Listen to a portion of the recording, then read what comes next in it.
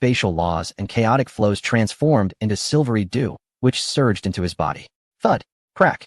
Emperor Jiang collapsed to his knees, his mask completely shattered, revealing a visage shrouded in chaos, featureless, devoid of mouth, nose, or ears, save for two swirling vortices. Why has it come to this? Why is success so elusive? Emperor Jiang stared blankly at the silver radiance strewn across the ground. That was the manifestation of the law of power he had tirelessly imitated for 3,000 years. Over this span, he had perfected the replication of the Tao patterns exhibited by Tong Yi during his body refinement. Yet he remained perpetually out of reach of the true essence of the law of power.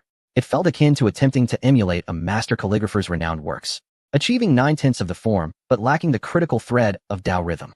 Most crucially, every time he neared the final stroke, it inexplicably shattered. This moment was no different. Once again, it lay in ruins. This scene had played out countless times before. Yet, Emperor Jiang remained resolute in his refusal to give up. Great Sage Witch. Emperor Jiang rasped, his voice hauntingly hoarse. Might there yet be something for the ancestral witches? At that moment, Tong Yi slowly opened his eyes, interrupting Emperor Jiang's lament. His face was alight with joy and satisfaction. The vital energy swirling around him cleaved the space into lotus-shaped fissures. With the power of spatial laws, he successfully completed the second transformation of body refinement. Now, every movement he made was imbued with the laws of space. He could even perceive that within his own body, a realm of vast and boundless expanse had taken form. This revelation deepened Tong Yi's appreciation for the peculiarity of the 9 transformations' profound art.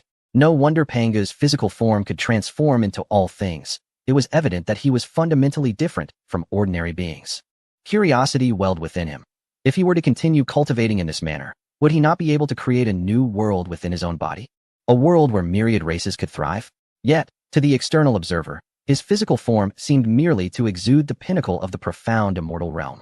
Though Tong Yi sensed an elusive potential beyond, the corporeal form, even when enduring the tribulations of extraordinary treasures, remains untouched by scars. In summary, these 3 millennia have been profoundly worthwhile. Upon contemplating this, Tong Yi composed his elated heart and turned to gaze at Di Jiang. At that moment, he was taken aback, not solely by the shattered mask of his counterpart, but also by the exceedingly feeble aura emanating from him. Moreover, upon observing the charred feathers behind Di Jiang, a flicker of understanding, long anticipated, flashed in his eyes. It seemed that the latter's comprehension of the laws had faltered. Saint Witch, I am unscathed. I can still persevere, Di Jiang murmured, slightly shaking his head as he covered his face and swayed to his feet. Silver light began to shimmer through his fingers, swiftly transforming into a mask that concealed his visage. At this juncture, Di Jiang finally shifted his focus from the intricate patterns of the power laws inscribed on Tong Yi's spine to the latter himself. Yet, a mere glance sent a tremor through Di Jiang's heart. He suddenly noticed that the tips of Tong Yi's hair had taken on a silver-gray hue akin to his own spatial wings. This was a testament to his successful transformation through the spatial laws, a remarkable mockery of Di Jiang's feudal 3,000 years. To be precise, it was a flawless success for Tong Yi. However, for Di Jiang, apart from the successful reconstruction of the 9 transformations' profound art, those 3 millennia had been in vain. Suddenly, the entire sky quaked violently, producing a resounding hum that interrupted the contemplations of both Di Jiang and Tong Yi, prompting them to look up. In the next instant, they beheld a dazzling golden beam descending from the sea of stars, landing seamlessly in the direction of 9 blood pillars 100,000 miles away. Oh, this is the essence of the laws of battle, Di Jiang exclaimed, congratulating Tong Yi. Congratulations, Saint Witch, your disciple has indeed acquired a legacy. Achieving it in merely 3,000 years is exceptional even among the Witch clan. As Di Jiang sensed the aura of the beam, a hint of astonishment colored his tone. The reason he recognized this beam as the laws of battle so swiftly was straightforward. Previously, a great witch had comprehended this very law. That great witch, named Xing Tian, ranked among the top 10, if not the top 5, in terms of strength. Thus, Di Jiang's recollection remained vivid. What astonished him further was that Xing Tian had spent nearly a decade of the Yuan period resonating with the recognition of this law, while now, only a trifling 3,000 years had passed.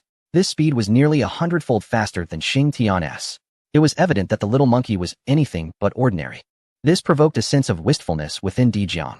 Both the master and the disciple exhibited such remarkable qualities. Was this pair sent by the Father God as a trial for the Witch clan? Indeed, quite commendable. As he listened to Di Jiang's praises for Lu Er, he felt a sense of satisfaction. Tong Yi gazed at the golden light with a gentle smile. He did not anticipate that Lu Er, stripped of the 6-eared macaque's bloodline, would grasp the principles of combat in the Pangu Palace before him today. Such a turn of events was indeed intriguing. Suddenly, the air was pierced by multiple sounds of something cutting through space. Congratulations to the holy shaman for achieving the second transformation. In the next moment, a hoarse voice interrupted Tong Yi's thoughts. 11 figures of ancestral shamans materialized around him. Upon their arrival, they bowed to Tong Yi in congratulations. Over the past 3,000 years, although they had ventured outside occasionally, they had predominantly observed everything from a distance of hundreds of thousands of miles. Thus, they were acutely aware of the entire process. After congratulating Tong Yi, their expressions turned grave as they glanced toward the waning presence of Emperor Jiang nearby.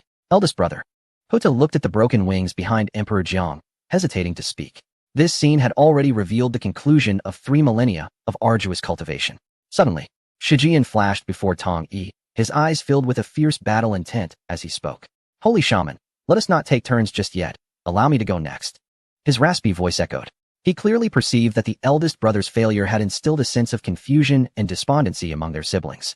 Shijian resolutely refused to let such emotions spread. Therefore, in his view, if the principles of space were inadequate, only his mastery of time could best assist him in comprehending the laws of power. The injury to Emperor Jiang weighed heavily on Shijian's heart. If he succeeded, his other siblings would be spared from suffering. Ninth brother. The second-ranking ancestral shaman, Juma, immediately intercepted Shijian, saying, according to the rules, it should be my turn next. Do not cause a disturbance. Juma was well aware of Shijian's intentions, yet he too could not bear to see their brothers suffer injuries in pursuit of understanding the laws of power. As the second eldest, he felt it was his duty. Speaking thus, Juma turned to Tong Yi, his azure eyes glimmering with vibrant vitality. Holy shaman, after the Father God created the heavens and the earth, his essence transformed into myriad forms, relying not solely on destructive power, and the laws of power that you comprehend surely encompass more than mere annihilation? As he spoke, the ethereal essence of what coalesced at his fingertips, suddenly evolving into a sapling, embodying the cycle of growth and decay. The essence of power lies in the balance between creation and destruction. Thus, I believe it is most fitting for me to comprehend the next stage.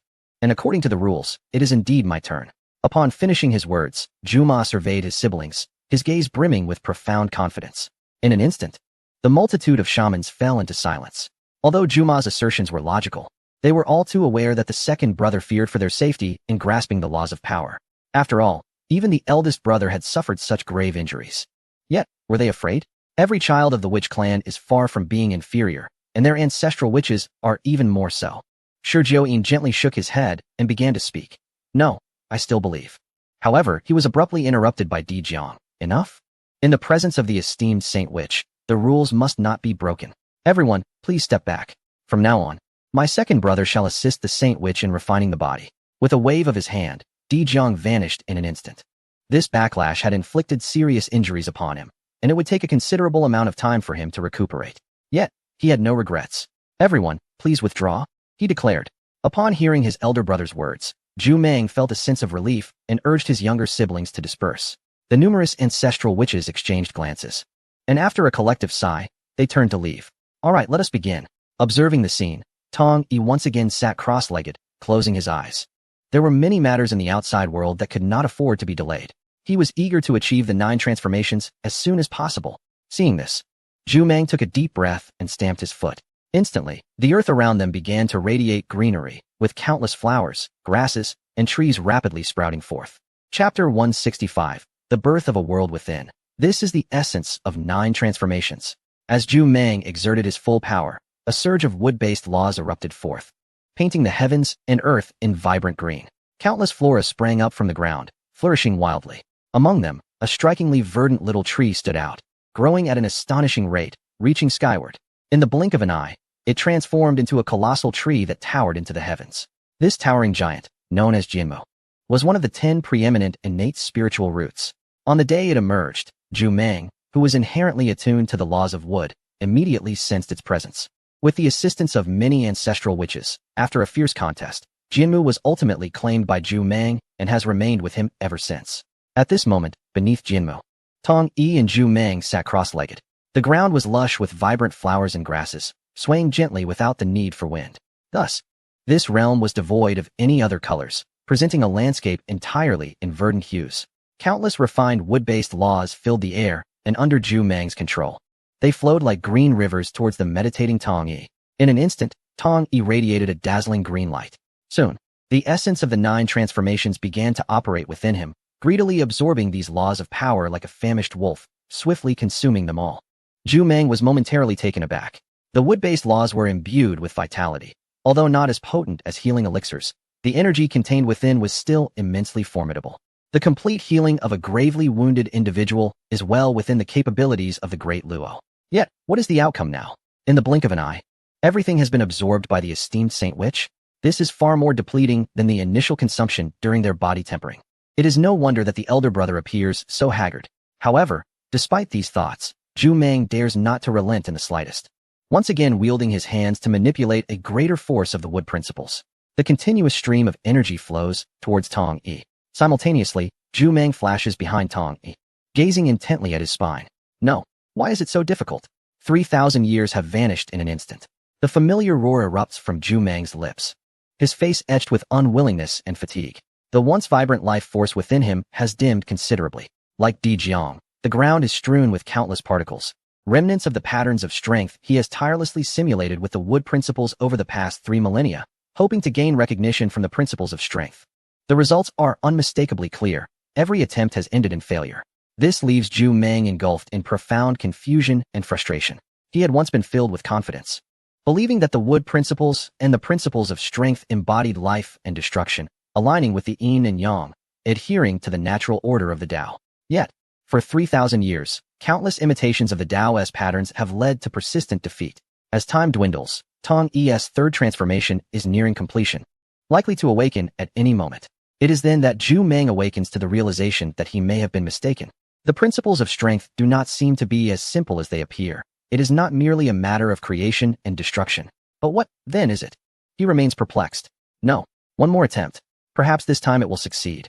Zhu Meng's eyes are filled with defiance, seizing the opportunity while Tong Yi remains unconscious.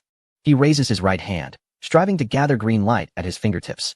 As he has for the past 3,000 years, he simulates the Taoist patterns, transforming them into an energy vortex that converges upon Tong Yi's spine.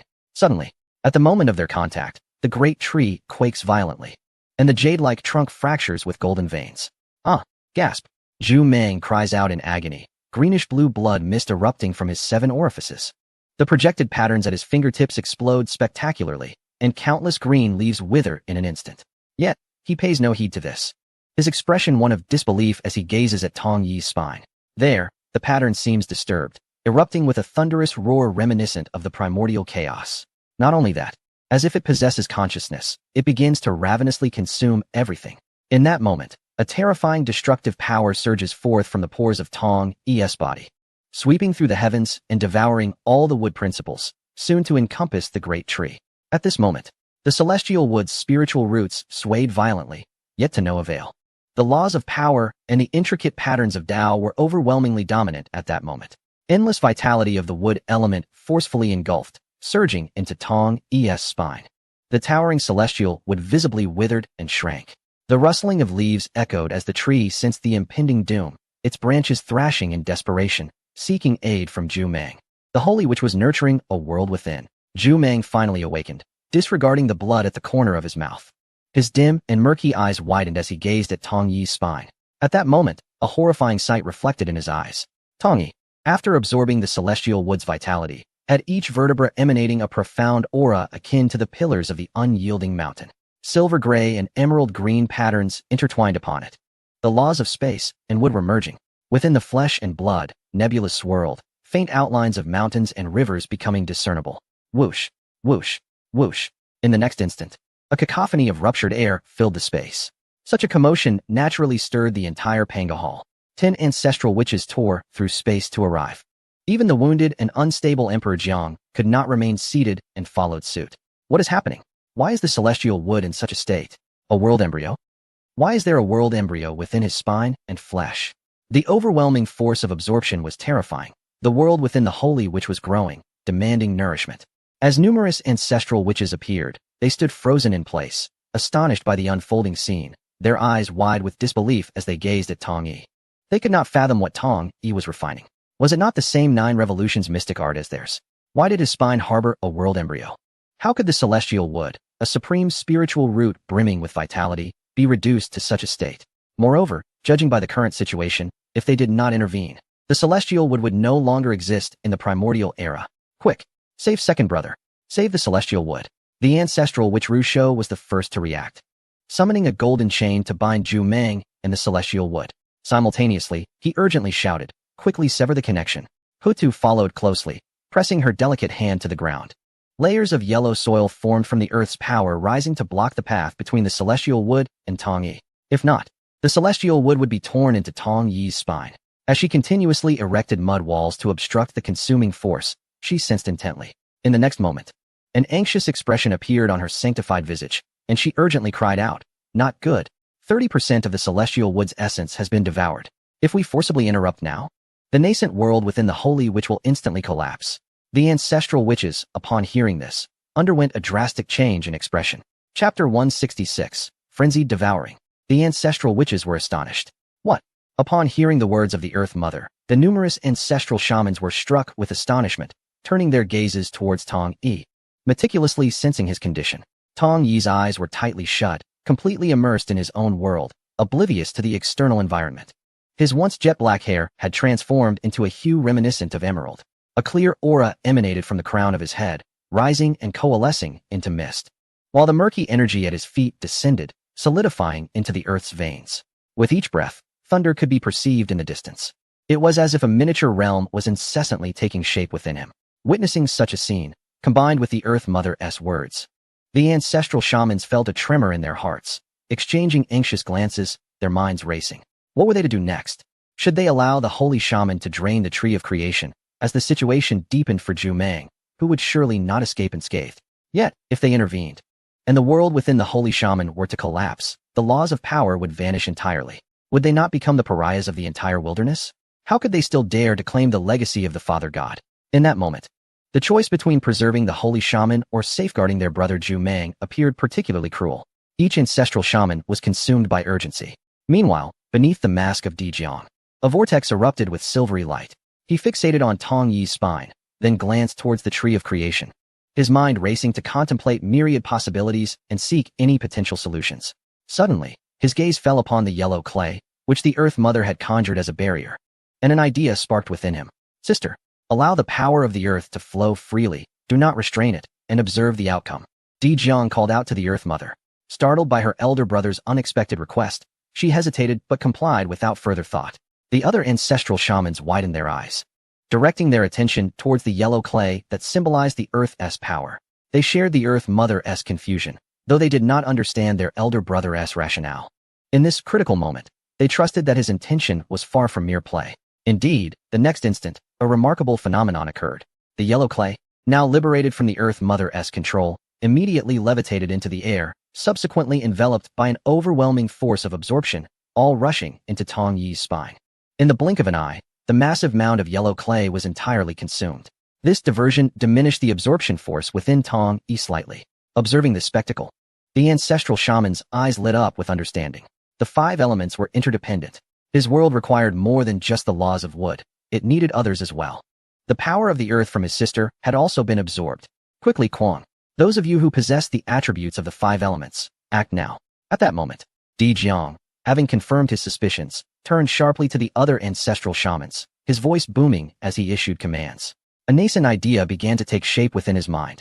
Perhaps, their 9 transformations of profound skill have never been correct. It is in Tong Yi's approach that one finds the truest essence of the Divine Father's cultivation, the most authentic 9 transformations of profound skill. The sanctification of the physical body. The sanctification of the physical body. One must first refine his own flesh, blood, and bones into a world, undergo the 9 transformations, and possess the dualities of yin and yang, the 5 elements, time and space. That is the true sanctification of the physical body. Yet at this moment, the situation is urgent. There is no time for deep contemplation. He knows only one thing. He must protect the holy witch at all costs. Upon hearing Di Jiang's words, the other ancestral witches paused momentarily, then promptly complied. Xianming, assist me. Underneath Gong Gong, a tremendous wave surged forth, as the heavy waters of Beiming transformed into a water dragon, rushing toward Tong Yi's spine. Excellent. Initially standing in place, helpless and anxious for Tong Yi, Xianming regained composure, focusing intently, and fervently activated the laws of rain. Instantly, countless droplets of sweet rain fell, replenishing the water dragon beneath Gong Gong, sending it relentlessly toward Tong Yi's spine. It appeared as though the two were jointly attacking Tong Yi. In reality, before the laws of water could even approach him, they were irresistibly drawn into the terrifying devouring force emanating from his spine. Moreover, that spine remained akin to an unfathomable abyss. The vast torrent of water laws could not satiate its hunger, continually consuming the tree of life. O benevolent and selfless earth, lend your aid to the holy witch. Once more, Ho-Tu took action, her bare feet causing the earth to tremble. The power of the earth transformed into numerous colossal yellow clay birds, all soaring toward Tong Yi's spine, akin to moths drawn to a flame. Fire, come forth. Gold, depart. Zhu Rong and Rushou immediately sprang into action. The heavenly furnace erupted above Zhu Rong's head, unleashing a massive fire dragon that charged toward Tong Yi's spine. With unyielding trust in Di Jiang, Rushou disregarded Zhu Meng. He turned to face Tong Yi, as countless enormous golden chains twisted and coiled toward him. However, whether it was the yellow clay of Ho-Tu, the rainwater of Gong Gong and Xian Ming, or the fire dragon and golden chains now approaching, all were irresistibly drawn into the devouring force of Tong Yi's spine the moment they came near. It works. It truly works. With the combined efforts of several ancestral witches, they finally witnessed the tree of life cease its withering. Zhu Meng, extremely weakened, managed to rise, seizing the opportunity to draw the tree of life back into his body. He cast a glance at Di Jiang, his eyes filled with horror as he attempted to speak. Yet before he could utter a word, darkness enveloped him, and he fainted completely. Di Jiang hurried forward to support Zhu Meng, sensing his condition, and quickly administered a blood pill to restore his vitality. However, the depletion of his internal laws was the most alarming issue. Nevertheless, Di Jiang had a solution. He turned and called out to Xian Ming. Xian Ming, you should step aside and assist your second brother. Although Di Jiang was unaware of the exact actions of Zhu Meng that led to Tong Yi's sudden transformation, he perceived that Zhu Meng was likely in a state akin to his own prior to losing consciousness. The mixture of reluctance and horror that adorned his face prior to his fainting spoke volumes. Upon hearing Di Jiang's words, Gong Gong turned to Xian Ming and nodded firmly, signaling his readiness to proceed. Xian Ming cast a worried glance at Tong Yi, noticing that the small world within him was steadily nurturing mountains and rivers. Under the combined efforts of Ho-Tu, Zhu Rong, Gong Gong, and Rushou, the devouring force began to diminish. Even if he were to withdraw, it seemed unlikely that any harm would befall them. With this thought, Xian Ming finally stepped back, channeling the blue power of the law of rain onto Zhu Meng's forehead. The principle of water nurturing would indicated that the depletion of law power could best be compensated by replenishing it with the same. The 12 ancestor witches, each originally a pinnacle entity among the primordial heavens, found themselves in a peculiar situation, one gravely injured, another unconscious, and one occupied with healing. The four standing behind Tong Yi maintained the necessary nourishment for the birth of the world within him, leaving the remaining 5 ancestor witches awkwardly stationed in place. Among them, the Zhuangliang ancestor comprehended the law of thunder, the Tianwu ancestor the law of wind, the Yinzi ancestor the law of electricity, the Shizhou Yin ancestor the law of time, and the Shebi Shi ancestor the law of weather. Strictly speaking, none of these aligned with the 5 elements, thus deviating from their elder brother's assertions. Consequently, witnessing their siblings fervently engaged while they merely stood idle felt somewhat uncomfortable. Yet, after a moment, Shebi Shi experienced a revelation. Wait. Since this is a world in the process of birth, we should be able to contribute as well. After all, I too am a branch of water. Chapter 167.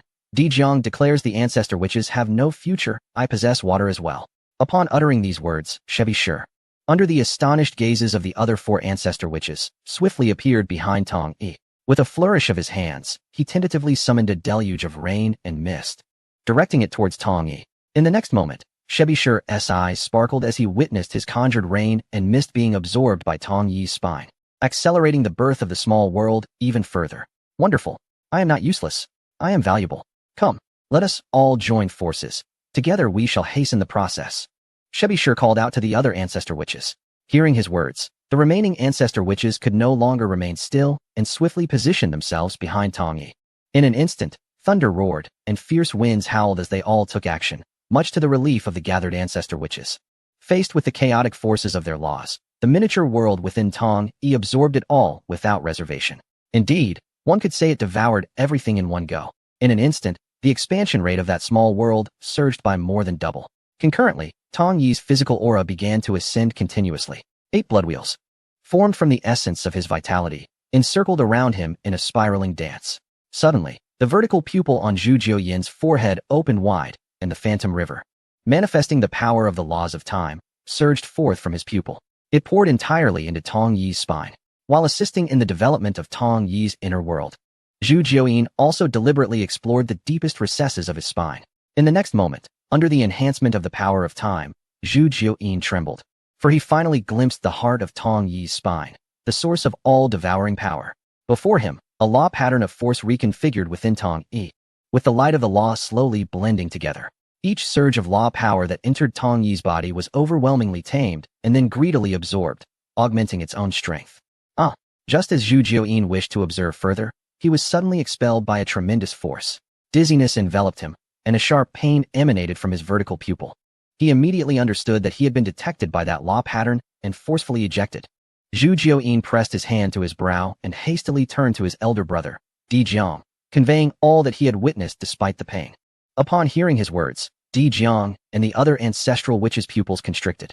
A wave of confusion washed over them as they were engulfed in myriad thoughts. Those who had cultivated to this point were certainly not fools. Tong Yi's unusual state today had already sparked various speculations among them. Now, hearing Zhu Jiuyin's account made their conjectures all the more vivid and substantial. They lowered their heads, their gazes flickering, careful not to reveal their expressions to their siblings. They feared that vocalizing their thoughts might directly impact their brethren, or even the entire witch clan, especially Hudu, whose once pure white face was now marred by worry. In her previous inquiry with the Taoist ancestor Hong Jun, she had received an answer. If at that time she had only believed in the Taoist to a degree, witnessing Tong Yi's current state made her heart fully convinced. It seemed that the ancestral witches faced a grim future. However, she dared not share this with her elder siblings, as the Taoist had also mentioned another path that could redeem the entire witch clan. She had already gathered some insights regarding this path. Observing her younger siblings bow their heads in silence, Di Jiang, the ancestral witch, sighed inwardly. Since they were already aware, why conceal the truth any longer? With this thought, he no longer hesitated and spoke directly. You should have realized by now. In ancient times, the Father God ruled over the myriad paths through the law of force. Yet, I aspire to deconstruct and comprehend this law of force. At this juncture, Di Jiang's voice bore a tinge of bitterness. I was mistaken from the very beginning. Force cannot be understood. It can only exist as a singular entity. This is the celestial order's dread of force, as well as the shackles it imposes upon all sentient beings. The profound 9 transformations of the great sage differ from ours precisely because he possesses the inscriptions of the law of force. We do not. We can only halt here. This proclamation resounded like thunder, causing all the ancestral shamans to lift their heads and fix their gaze intently upon their elder brother. Though they had harbored suspicions in their hearts, hearing their elder brother assert such certainty left them in utter disbelief. Yet, unbeknownst to them, Di Jiang was the one most unable to accept this matter. As the foremost among the 12 ancestral shamans, he established the shaman clan in pursuit of a path to the future. All ancestral shamans, both great and minor, owe their existence to him. And now, it fell upon him to declare that the ancestral shamans themselves were the bottleneck of the shaman clan. This revelation was excruciating for the ancestral shamans, but for him, it was an even deeper despair, 1,000-fold more painful. Di Jiang reminisced about 3 millennia past, recalling the ancient chime of warning that echoed from the depths of his bloodline each time he touched the inscriptions.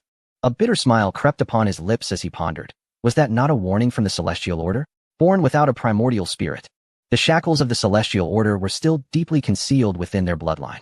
How fearful it was of the shaman clan, how apprehensive of the law of force. Yet, O celestial order, you could never fathom that the true inheritor of the law of force is not the shaman clan. After a moment of self-mockery, Di Jiang raised his gaze toward his brothers and sisters, who were all marked by frustration, disappointment, and a sense of injustice. A wave of regret surged within him. He should never have spoken when his mind was so tumultuous. With that thought, his mind raced, and in the next breath, Di Jiang spoke again. Shifting his tone, do not worry. If the celestial order does not permit us, then we shall carve out another primordial realm. As long as the great sage grows strong, we still have hope.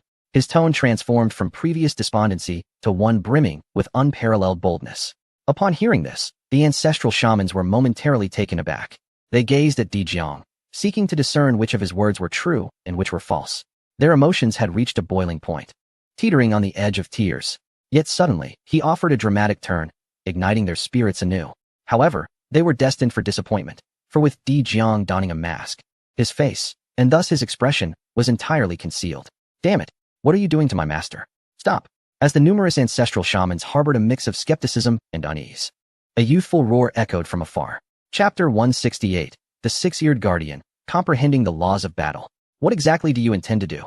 6 Ears arrived. Imbued with immense combat fervor, his form resembling a whirlwind as he landed before the 12 ancestral shamans.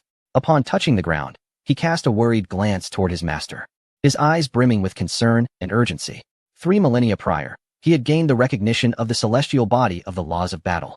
For the past 3,000 years, he had been immersed in its comprehension.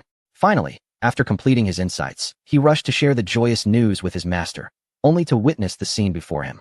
Though unaware of the circumstances, it was evident that several ancestral shamans were simultaneously targeting his master. Filled with both fury and worry, 6 Ears pondered his next course of action. Here in the Pango Hall, with all 12 ancestral shamans present, even with his newfound understanding of the laws of battle, he could not hope to contend with them. What should he do to adequately protect his master? Master, wake up. Please awaken. In his heart, devoid of any solutions, 6 Ears could only anxiously shout at Tong Yi. Observing his frantic demeanor, the ancestral shamans felt their previously tumultuous emotions swiftly disrupted. They felt both aggrieved and somewhat amused. This master-student duo was truly something else. One had them assist in refining his body, which led to the second brother fainting and the Jianmu sustaining significant damage. Now, they had to unite their efforts to diligently aid in the establishment of an inner world. The other, however, failed to recognize their goodwill, believing that the 12 ancestral shamans intended harm upon his master. Had they truly wished to harm him, what could this little monkey do? Indeed, under normal circumstances, they might have enjoyed teasing this little monkey to see the extent of his powers after comprehending the laws of battle. Yet, the present situation did not allow for such frivolity. Thus, after a resigned chuckle, they resumed their earnest endeavor, channeling the power of the laws into Tong Yi's spine. They could already sense that the devouring force was diminishing. Furthermore, they observed that the inner world within Tong Yi's spine was becoming increasingly vibrant, adorned with flowers, trees, mountains, rivers, and the elements of wind, clouds, and thunder.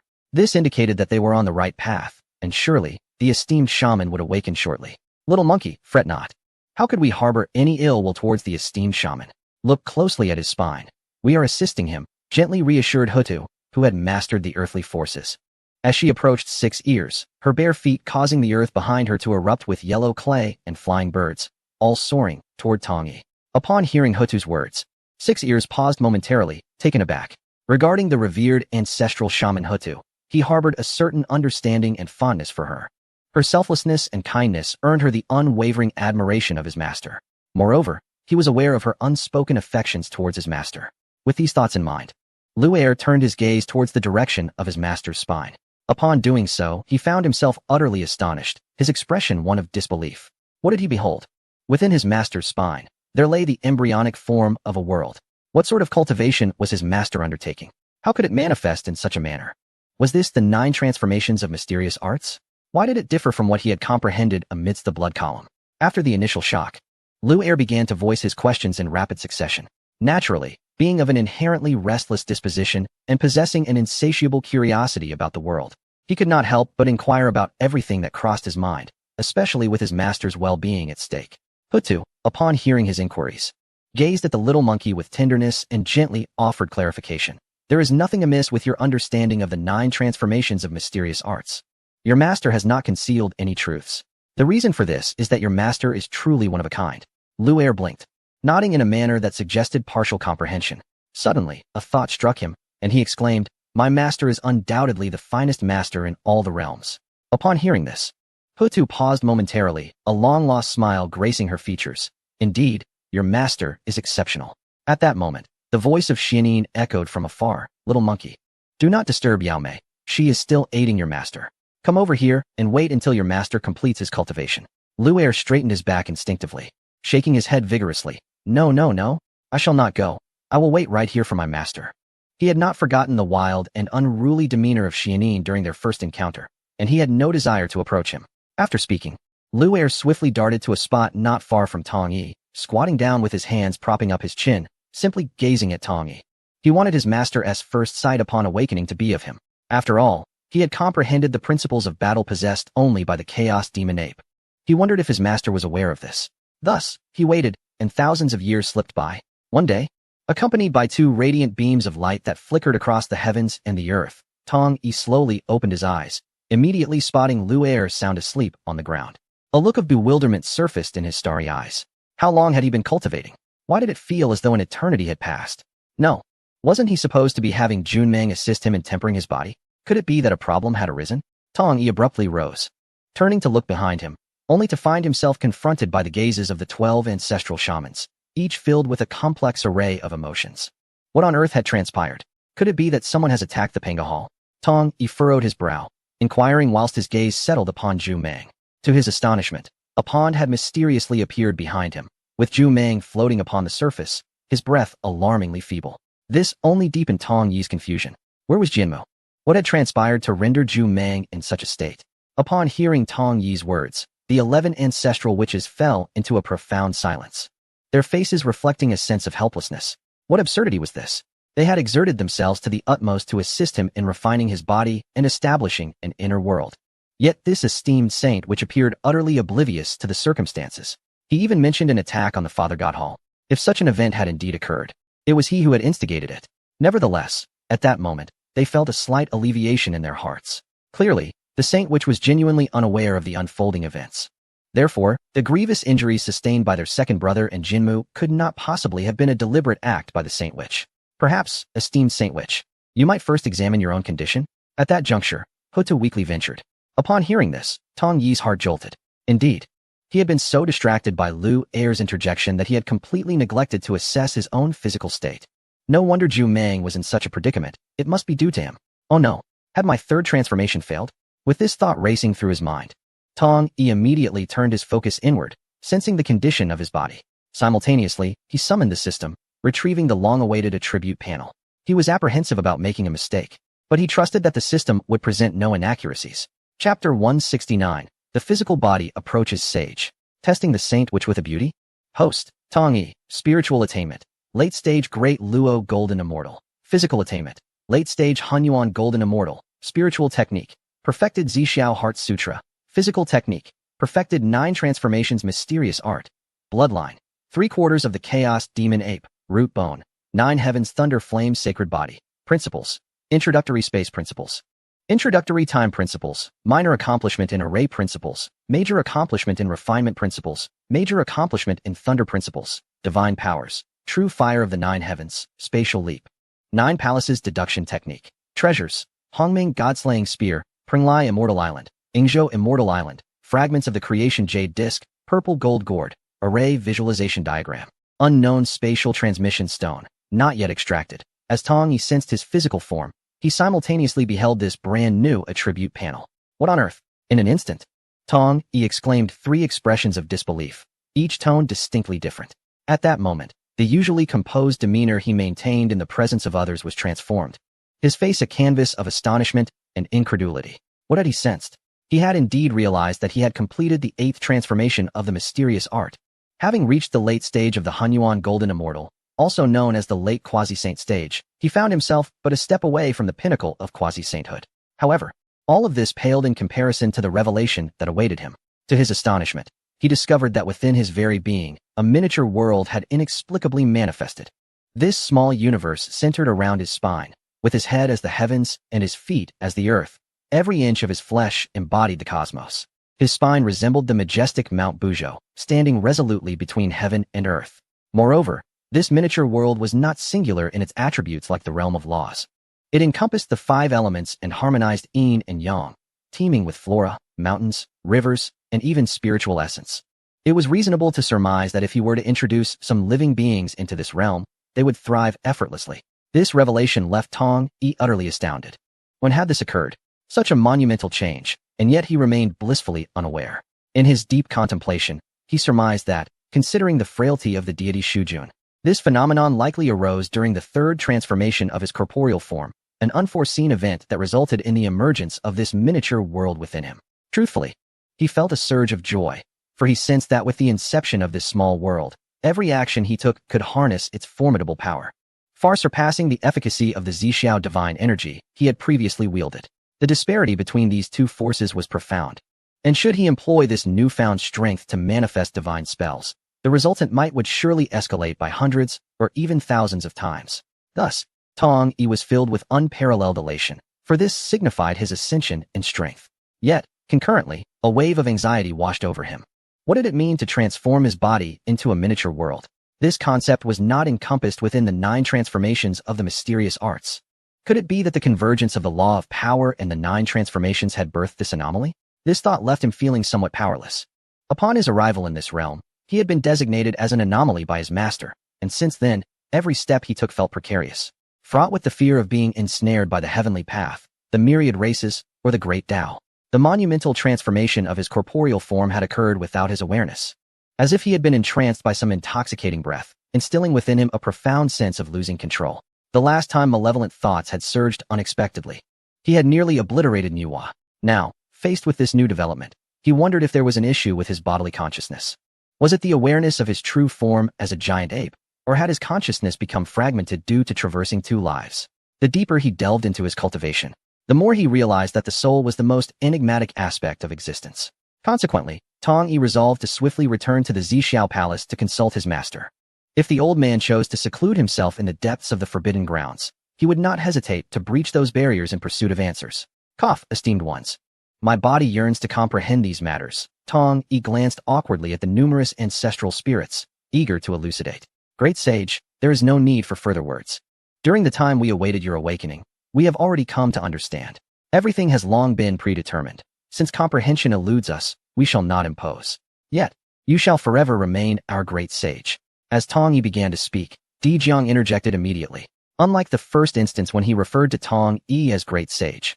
At this moment, Di Jiang's tone was imbued with profound reverence, akin to how one would regard a resurrected father deity.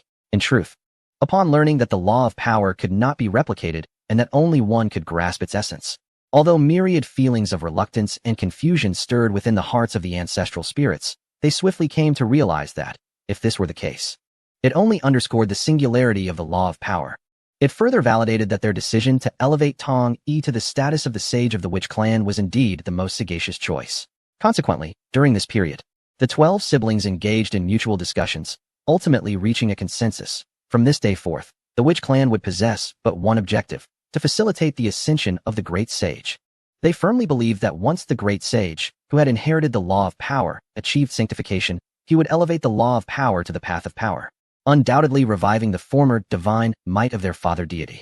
When that time arrives, the Great Sage, endowed with the divine power to create and reshape worlds, would effortlessly resolve their shackles, the constraints of their bloodlines, and the deficiencies in their primordial spirits. This is the reason behind Di Jiang's evident change in demeanor. Initially, they regarded Tong Yi with an attitude of equivalent exchange, believing that if he became the sage and assisted them in comprehending the law of power, they would aid him in refining his body and completing the 9 transformations of the profound art. It was akin to a transaction. However, their current stance towards Tong Yi has genuinely transformed. He is now regarded as a second father deity rather than merely a talisman. Setting aside the suppression of the law of power, the mere fact that Tong Yi had achieved the physical embodiment of an 8th transformation saint, combined with the nascent world within him, left Di Jiang devoid of any confidence in overcoming him. After all, they had witnessed firsthand, and could even be said to have participated in, the birth of that small world, the one that ravenously consumed vast amounts of their law power. Even in contemplation, its might was palpable. Strength alone would not suffice. One must employ cunning. At this moment, Di Jiang was struck by an idea: to utilize the allure of beauty. Previously, he opposed his 2 sisters' affections for Tong Yi, viewing him as untrustworthy, a thief who had stolen the ancestral blood pillar of the Witch Clan. Now, however, his perspective had entirely reversed. Di Jiang hoped that his 2 sisters would adopt the role of thieves, steal the heart of the Holy Witch and leave it within the Witch Clan. My elder brother speaks wisely. The Holy Witch need not be modest. It is indeed our honor to pave the way for the esteemed Holy Witch into the corporeal realm. Indeed, the corporeal realm. Even though we have cultivated our physical forms for countless years, we have never witnessed such a marvel. Were it not for the Holy Witch, we would not have been able to broaden our horizons. The Holy Witch is truly formidable, deserving of the admiration I hold. Upon hearing Di Jiang's words, aside from the ancestral witch Zhu Meng, the other ancestral witches behind Di Jiang quickly voiced their agreement. Among them, Xian Ming's gaze towards Tong Yi had grown unabashedly covetous, akin to a starving wolf eyeing a fresh piece of meat. His words were laden with allure. In contrast, although Ho Tu gazed at Tong Yi with affection, her demeanor was considerably more reserved. As for Tong Yi, witnessing the sudden shift in attitude from the 12 ancestral witches, he inwardly lamented. Initially, He had merely intended to engage in a transaction with the Witch clan, but it now appeared he was becoming increasingly entangled. With a sigh, Tong Yi resolved not to be overly clever. Though unaware of the entire process, he could keenly sense the myriad powers of the laws filling the small world within him, leading him to understand the immense effort the 12 ancestral witches had expended to assist him. This favor was far too great. Esteemed Holy Witch, this is a site rich in chaotic power that we have discovered after many years of exploration in the vast wilderness. It is located at the edge of the 33rd layer of the heavenly realm. Shall I take you there immediately? Just as Tong Yi was lost in thought, Di Jiang produced a beast skin map adorned with blood patterns and handed it to Tong Yi. Upon hearing this, Tong Yi's eyes brightened slightly. The 9 transformations of the profound art were only missing the final transformation. As long as he utilized chaotic power to refine his body, he would achieve physical perfection. When the time came, coupled with the laws of strength, attaining sanctity in his corporeal form would be effortless. I shall hold onto the map for now. There is no rush for the 9th transformation. I need to adapt thoroughly and discern the nature of this body. Logically, with such an immense force of laws, he should be at the pinnacle of quasi-saint. Tong Yi gazed at the unfamiliar beast skin map in his hands and, without hesitation, addressed Di Jiang. As he stated, he could not afford to be hasty regarding the body refinement. He must first comprehend the essence of the small world within him. Originally, he had intended to commence from the 2nd transformation, refining each law for 3,000 years, up to the 8th transformation. Yet, after only the 3rd transformation, he encountered such an unexpected turn. In merely a few thousand years, he had completed the 8th transformation. This speed was truly astonishing. Even with the system as his foundation, he felt uneasy. Upon hearing Tong Yi's words, the numerous ancestral witches were momentarily taken aback, their faces flashing with regret. Naturally, they wished for the Holy Witch to expedite the completion of the 9th transformation and attain sanctity in her corporeal form. At present, the sage witch's words hold undeniable truth. The concept of establishing a microcosm within one's corporeal form is indeed unprecedented. It is only prudent that the sage witch, in her wisdom, forges a path untrodden by anyone throughout history. Understanding this, Emperor Jiang was the first to nod in agreement, and the other ancestral witches soon followed suit, their faces adorned with smiles. This sight sent a chill down Tong Yi's spine, as he reminisced about the initial encounter with these ancestral witches, where a spirit of arrogance and authenticity reigned. What are the sage witch's intentions now? Will she remain within this ancestral hall, or venture outside? Just then, the gentle voice of Hutu graced his ears. Tong Yi paused for a moment, then turned to the assembled ancestral witches with sincerity. Though it has only been a matter of thousands of years, I have matters to attend to in the outside world. I must take my leave and shall not impose upon you any longer. He anticipated a flicker of discomfort among the ancestral witches upon hearing his intention to depart, perhaps wishing to retain him within the Pango Hall. Yet, to his surprise, as soon as he finished speaking, Emperor Jiang nodded with a smile. Indeed, indeed. The sage witch bears a heavy responsibility and is deeply concerned for the primordial realm. She truly cannot remain confined for too long. Before Tong Yi could respond, Emperor Jiang raised his hands, guiding Xianming and Huda towards him, directly placing them before Tong Yi. He spoke simultaneously. Let Xianming and Huda escort the sage witch properly. Tong Yi found himself enveloped in a fragrant breeze, as 2 enchanting figures appeared by his side. The icy beauty of Xianming, alluring in her myriad charms, and the gentle grace of Hutu, elegant and poised. This pair of sisters possessed unparalleled allure, each capable of captivating the soul with a mere glance or smile. After a moment of dazed contemplation, Tong Yi suddenly turned to Emperor Jiang, a look of dawning realization on his face. What a crafty old fox. How insidious of you to employ such a tactic. Testing the sage witch with such a challenge. What sage witch could withstand such an ordeal? Chapter 170. Hutu's Heartstrings. A world for 2. The sage witch, my dear sister, has a matter she wishes to discuss with you. Just as Tong Yi pondered how to accept Emperor Jiang's ploy without appearing overly eager, Hutu's voice chimed in. Her words were as melodious as wind chimes. Upon hearing her speak, Tong Yi felt as though butterflies fluttered across his heart, causing him to shudder slightly. Very well, he replied immediately. Form is emptiness. Setting aside matters of affection, who could refuse such a beauty when she beckoned? Without hesitation, Tong Yi turned and approached Lu Er, who was still snoring loudly. Without a word, he hoisted him up. Outside the Pango Hall, silence reigned as ever, reminiscent of tranquil times. The air of the outside world felt refreshing. As he stepped out of the Pango Hall, Tong Yi took a deep breath, savoring the moment, greedily sensing the primal atmosphere. One could say this was the longest duration he had experienced since his transcendence, nearly 10,000 years in total. Such a span would have been unimaginable in his previous life. What is it? Master, you have awakened? Upon exiting the Pangu Palace, the six-eared creature resting upon Tong Yi's shoulders suddenly regained consciousness. Initially startled, he soon expressed joy, realizing that the Master's ability to carry him out signified that the 12 ancestors of sorcery had not deceived him. He truly had been cultivating, and moreover, he had succeeded. Regrettably, the method of establishing a miniature world within his corporeal form could not be replicated, otherwise, he too would aspire to learn it. How magnificent it was. "Ah, I am awake," should be a phrase uttered by the master, correct? Tong Yi gently set down the six-eared creature, casting a teasing glance as he spoke. Observing the emanating aura of the laws of battle surrounding his disciple, he felt a profound sense of satisfaction. Although he had not accomplished this feat himself, at least his apprentice had achieved it first. The laws of battle, after all, were pathways governed by the great sage equal to heaven, a commendable achievement indeed. Yet, it could not compare to the path of strength, which was unparalleled. Upon hearing Tong Yi's words, the six-eared creature momentarily froze, his expression turning a shade awkward. He had intended to vigilantly guard the master, but had succumbed to fatigue from comprehending the laws of battle and, feeling bored, had inadvertently drifted into slumber. Yet, could he truly blame himself? Was it not the master who had engaged in such prolonged cultivation?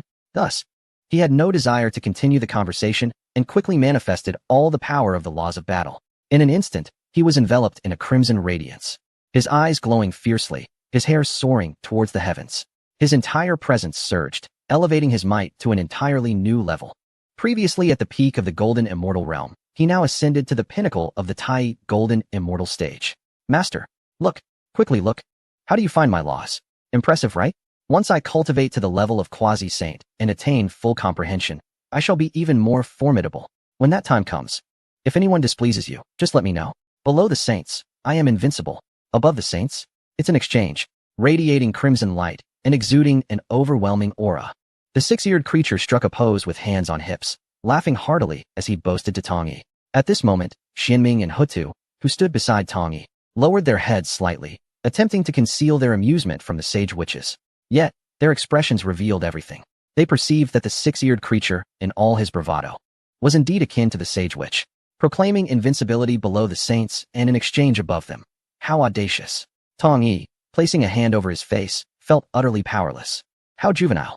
It was as if this disciple had not experienced the modern world. How could he be so remarkably foolish? All right. What do you mean by me wanting to fight someone? Am I the kind of person who seeks to forge enmities for no reason? Tong Yi approached directly, effortlessly suppressing the overwhelming aura emanating from Lu'er. He then lifted his opponent, intent on departing without delay. Allowing Lu'er to continue such a display was far too embarrassing. Saint Witch. Upon seeing Tong Yi about to leave, Xianming and Hutu were taken aback, with Hutu quickly exclaiming, "Oh, you have something to ask me, right?" Tong Yi turned, gazing at Hutu with a sudden realization. "Shall we walk and talk together?" Hearing this, Xianming felt a surge of joy and moved to step forward, only to notice Hutu hesitating, her expression conflicted. "Saint Witch, I wish to discuss this matter privately with you." The joy on Xianming's face immediately faltered. She widened her ice-blue eyes, staring at her younger sister in disbelief. How could this gentle and gracious sister of hers be so fiercely possessive in matters of the heart? Did she intend to monopolize the Saint Witch? How infuriating. Yet, before she could devise a plan to thwart Hutu's intentions, Tong Yi had already nodded and said, "All right." He set Lu'er down and gestured for Hutu to come closer. Sensing Xianming's gaze, Hutu's cheeks flushed crimson. She understood perfectly what her elder sister was contemplating. She wished to convey to her sister that it was not as it seemed, but found herself at a loss for words. Lowering her head, she walked aside with Tong Yi. With a delicate stomp of her snow-white foot, countless clumps of yellow mud emerged, transforming into a pair of great hands that enveloped the two of them, creating a small world governed by the laws of Earth. "Oh, such seriousness? Pray tell, I am curious about what you wish to inquire," Tong Yi remarked, a glimmer of intrigue sparkling in his eyes as he smiled at Hutu's day. In truth, he had already formed a speculation in his mind. Hearing his words, Hutu feigned nonchalance, glancing around. Once she confirmed that the entire small world was isolated from the outside, ensuring they would not be overheard, she turned to face Tong Yi. In that fleeting moment of eye contact, her beautiful gaze flickered, and as if startled, she quickly lowered her eyes, whispering almost inaudibly, "Saint Witch. What I wish to ask is regarding the matter I consulted with Hong Jun Dao Zhu in the past at the Purple Cloud Palace. Are you aware of it?" Upon hearing this, Tong Yi's eyes narrowed. He felt a resignation. The inevitable had arrived. This topic was one he was reluctant to engage with. Moreover, he did not wish to witness such a lovely figure as Hutu become ensnared in the cycle of reincarnation. Despite knowing some truths, Tong Yi gently shook his head. After all, his refusal was not erroneous. When Ho-Tu had sought counsel from her master, he had been in seclusion. Upon hearing Tong Yi's response, Ho-Tu did not dwell on it. In her view, the saint which was a paragon of integrity, as steadfast as Mount Buzhou. He could not, and had no reason to deceive her. Thus, she nodded and explained, in the past, I inquired of the Dao ancestor whether the Witch clan has a future. The Dao ancestor once confided in me that the Wu clan lacks a primordial spirit, inherently flawed, and thus possesses no possibility of achieving sanctity. Upon hearing this, Ho-Tu sighed deeply, as this matter had long resided within her heart. She had kept it concealed for so long that, despite Di Zhang's persistent inquiries, she remained tight-lipped. The burden of this secret had begun to weigh heavily on her mind. It was only in the presence of the Holy Wu that she felt a sense of relief. Feigning surprise, Tong Yi gazed at Ho-Tu and said, So you have known all along? Why did you not inform Di Zhang and the other ancestors? He understood the reason well. It was simply that Ho-Tu wished to bear this burden alone, intending to keep it hidden for a lifetime. In accordance with the original narrative, she indeed succeeded in doing so, until she transformed into the cycle of reincarnation. At which point the other ancestors became aware of the truth. However, the circumstances had changed. His own unique existence had already altered many events. At the very least, the 12 ancestors were now aware of their bloodline issues and the impossibility of their primordial spirits achieving sanctity. Moreover, the Dao ancestor revealed another truth to me. He stated, The Great Way consists of 50, the heavens manifest 49, and one must be evaded. The 12 ancestors and the Wu clan still possess a glimmer of hope. This hope rests upon me. Ho-Tu regarded Tong Yi with a solemn expression. At that moment, she felt a tremor in her delicate form, as if a weight had been lifted from her shoulders. This matter had loomed over her like a mountain, yet due to its significance, she had resolved to keep it from everyone, choosing instead to shoulder the consequences alone, to seek a path for the countless children of the Wu clan, and for her 11 siblings. Yet now, Tong Yi's appearance, along with the emergence of the Law of Strength, not only astonished the 12 ancestors, but also led Ho-Tu to question herself. Thus, she chose to disclose this matter to Tong Yi alone. Why only him? Ho-Tu herself could not articulate the reason. Perhaps it was because he was the Holy Wu, or perhaps it was simply because he was Tong Yi. So, what do you wish to ask me? Observing Ho-Tu's solitary display of strength, Tong Yi steeled himself, rendering his heart as unyielding as stone, and asked with a detached demeanor. He refrained from questioning whether Ho-Tu understood that this glimmer of hope required her sacrifice, for he knew that the most selfless woman in the world would never entertain such thoughts. I wish to know, with the Holy Wu among us, does the Dao ancestors' proclamation still hold true? After speaking, Ho-Tu felt her words might be somewhat obscure, and thus she rephrased. Can the Holy Wu truly enable us to break free from our constraints and attain sanctity in our physical forms? At this juncture, she overcame all her emotions, no longer shy or averted, but instead raised her gaze to meet Tong Yi's. In her beautiful eyes, there shone a radiant light of utmost hope. This time, Tong Yi found himself at a loss. He immediately turned his gaze to the left, as if scrutinizing the diminutive world of Ho-Tu. In truth, he dared not meet her eyes and softly murmured, I am also uncertain about this matter. Upon witnessing Tong Yi's turn of head, Ho-Tu's heart sank, as though gripped by an invisible hand. If Tong Yi had dared to meet her gaze and utter those words, she would have unconditionally believed him. Yet now, doubt clouded her mind. This situation bore an air of mystery. Furthermore, the Holy Witch was acutely aware of it. Contemplating this, Ho-Tu's complexion turned pale, leaving her feeling utterly lost. Chapter 171. Ho-Tu weeps in despair, seeking a glimmer of hope. Holy Witch. You are aware, are you not? Ho-Tu's figure flickered, reappearing at Tong Yi's left side, her hands gripping his arms tightly, her expression fervent as she pressed him for answers. Her hands and voice trembled, her eyes reddening, betraying the moisture that threatened to spill forth. Faced with such a pitiable Ho-Tu, Tong Yi felt a twinge in his heart, eliciting an instinctive affection. He sighed, and meeting her earnest gaze, he eventually nodded. Both my master and the heavenly Tao have stated that the tides of fate are irreversible. The decline of the 3 sacred beasts and the annihilation of the dark sect are all part of this grand design. Now, the Witch clan will inevitably become a segment of this prevailing trend. This cannot be altered, even with my intervention. As Tong Yi spoke, the glimmer of hope in Ho-Tu's eyes dimmed.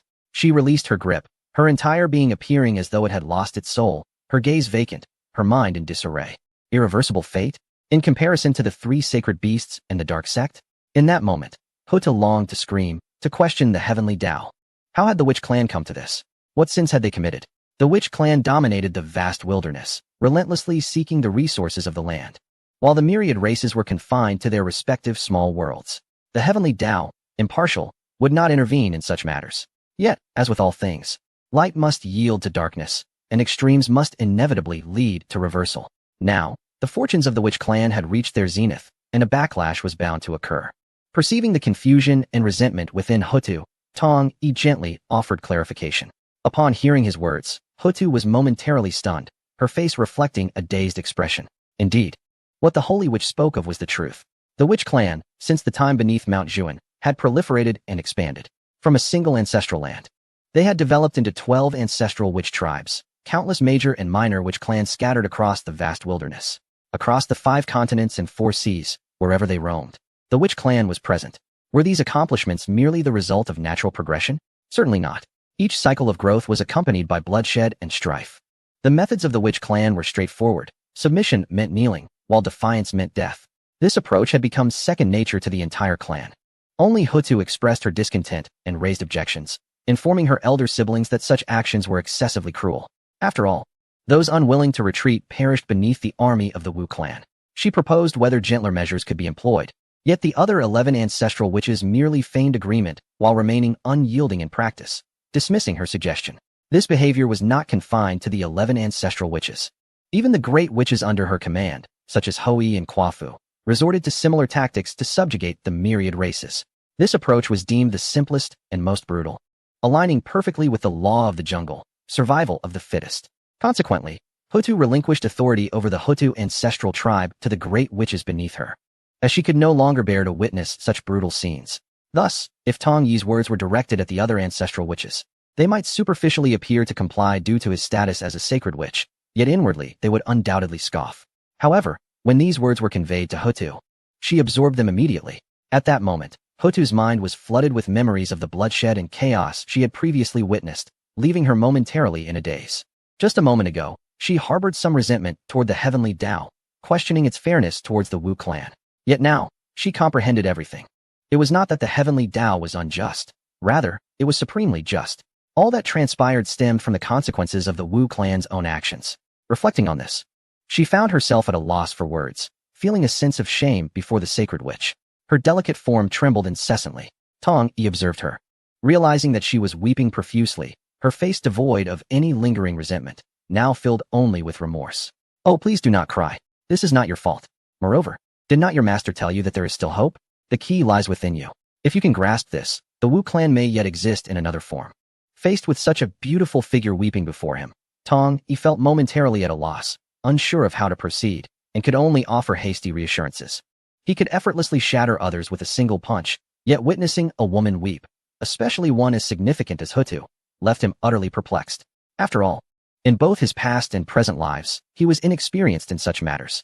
His silence might have sufficed, but upon speaking, Hotu's defenses crumbled completely. In an instant, she transitioned from silent sobs to an outburst of tears. I am useless. It is my inadequacy. Ever since the Tao ancestor revealed this to me, I have been searching for years, yet I have found nothing. In the past, I could not save those lives lost at the hands of the Wu clan's children. Now, I am still unable to save these children and my brothers and sisters. All of this is my failure. Hotu sank to the ground, her hands covering her face as she wept loudly, tears cascading down her cheeks and soaking the earth beneath her. In the blink of an eye, the soil was drenched. Tong Yi, witnessing this, was utterly bewildered. Why did her cries intensify despite his attempts to console her? Was this the nature of all women? He recalled that Xiao Yaoqi had not behaved this way at all. However, merely watching Hotu weep was not a viable solution. The volume of her sobs might attract the attention of Lu Er and Xian Ming, leading to misunderstandings that could tarnish his reputation. With this thought in mind, he steeled himself and crouched down closer to her, softly reassuring her, "It is not your fault. You have done enough." To his astonishment, as soon as Tong Yi spoke, Hotu lunged into his embrace, burying her head in his chest. The sudden warmth and that indescribable fragrance enveloped him, leaving him frozen in place, his eyes wide. And the comforting words he intended to share lodged in his throat, his mind momentarily blank. "Saint Sorcerer, please help me. You know how I can find a glimmer of hope, don't you?" At that moment, with her head nestled against Tong Yi and her tears staining his garments, Hotu softly pleaded amidst her gentle sobs. Tong Yi swallowed hard, his expression somewhat dazed as he replied, "I do know, but it will cost you your life." Chapter 172. Guiding Hotu to the Sea of Blood. Xian Ming's jealousy upon hearing these words, Ho-Tu trembled, still buried in Tong Yi's embrace. Whether it was fear of death or joy at his understanding, she pondered, what was there to fear in death? Through her tears, she murmured, rather than witnessing the fall of the Wu clan, I would prefer to perish while they survive. After all, I have always been different within the clan. Her tone was filled with fearless resolve. Tong Yi understood her sentiment. No longer offering solace, he helped her to her feet. I can provide you with a direction. Whether you can comprehend it depends on your own insight and fortune. He gently lifted her delicate face with his left hand, using his right to wipe away her tears. Speaking softly, are you satisfied now? Such intimate contact rendered Ho-Tu's cheeks a vibrant crimson, almost as if she were about to emit steam. Yet, upon hearing Tong Yi's words, her eyes sparkled with delight, the roundness of her gaze glimmering with excitement. Really? Thank you, Saint Sorcerer. Please guide me, and I shall earnestly strive to comprehend. In that moment, the sorrowful visage of Ho-Tu vanished, replaced by sheer joy. Observing this transformation, Tong Yi sighed internally, realizing he could not resist the allure of beauty and the strategy of feigned vulnerability. Ho-Tu's tears had proven to be an irresistible tactic. With this in mind, he gently arranged her disheveled hair, all the while discreetly pinching himself to remain grounded. To recover a semblance of emotional equilibrium, he discerned that this girl was kind-hearted, yet not naively innocent. Her intellect was sharp, aware that she thrived on gentleness rather than harshness, deliberately employing this tactic. In response to Tong Yi's conspicuous gesture of pinching her cheek, Ho-Tu remained silent, merely lowering her head, her face growing increasingly flushed until it felt quite hot to the touch. Only then did Tong Yi withdraw slightly, touching his nose before remarking, you should head west. Perhaps you might find something in the blood sea of the underworld. Ho-Tu pondered the mention of the blood sea of the underworld, softly murmuring in acknowledgement.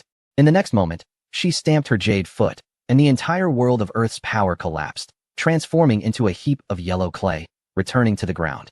What? In the following instant, Xianming and Lu Er, caught eavesdropping, were laid bare before Tong Yi and Ho-Tu's day.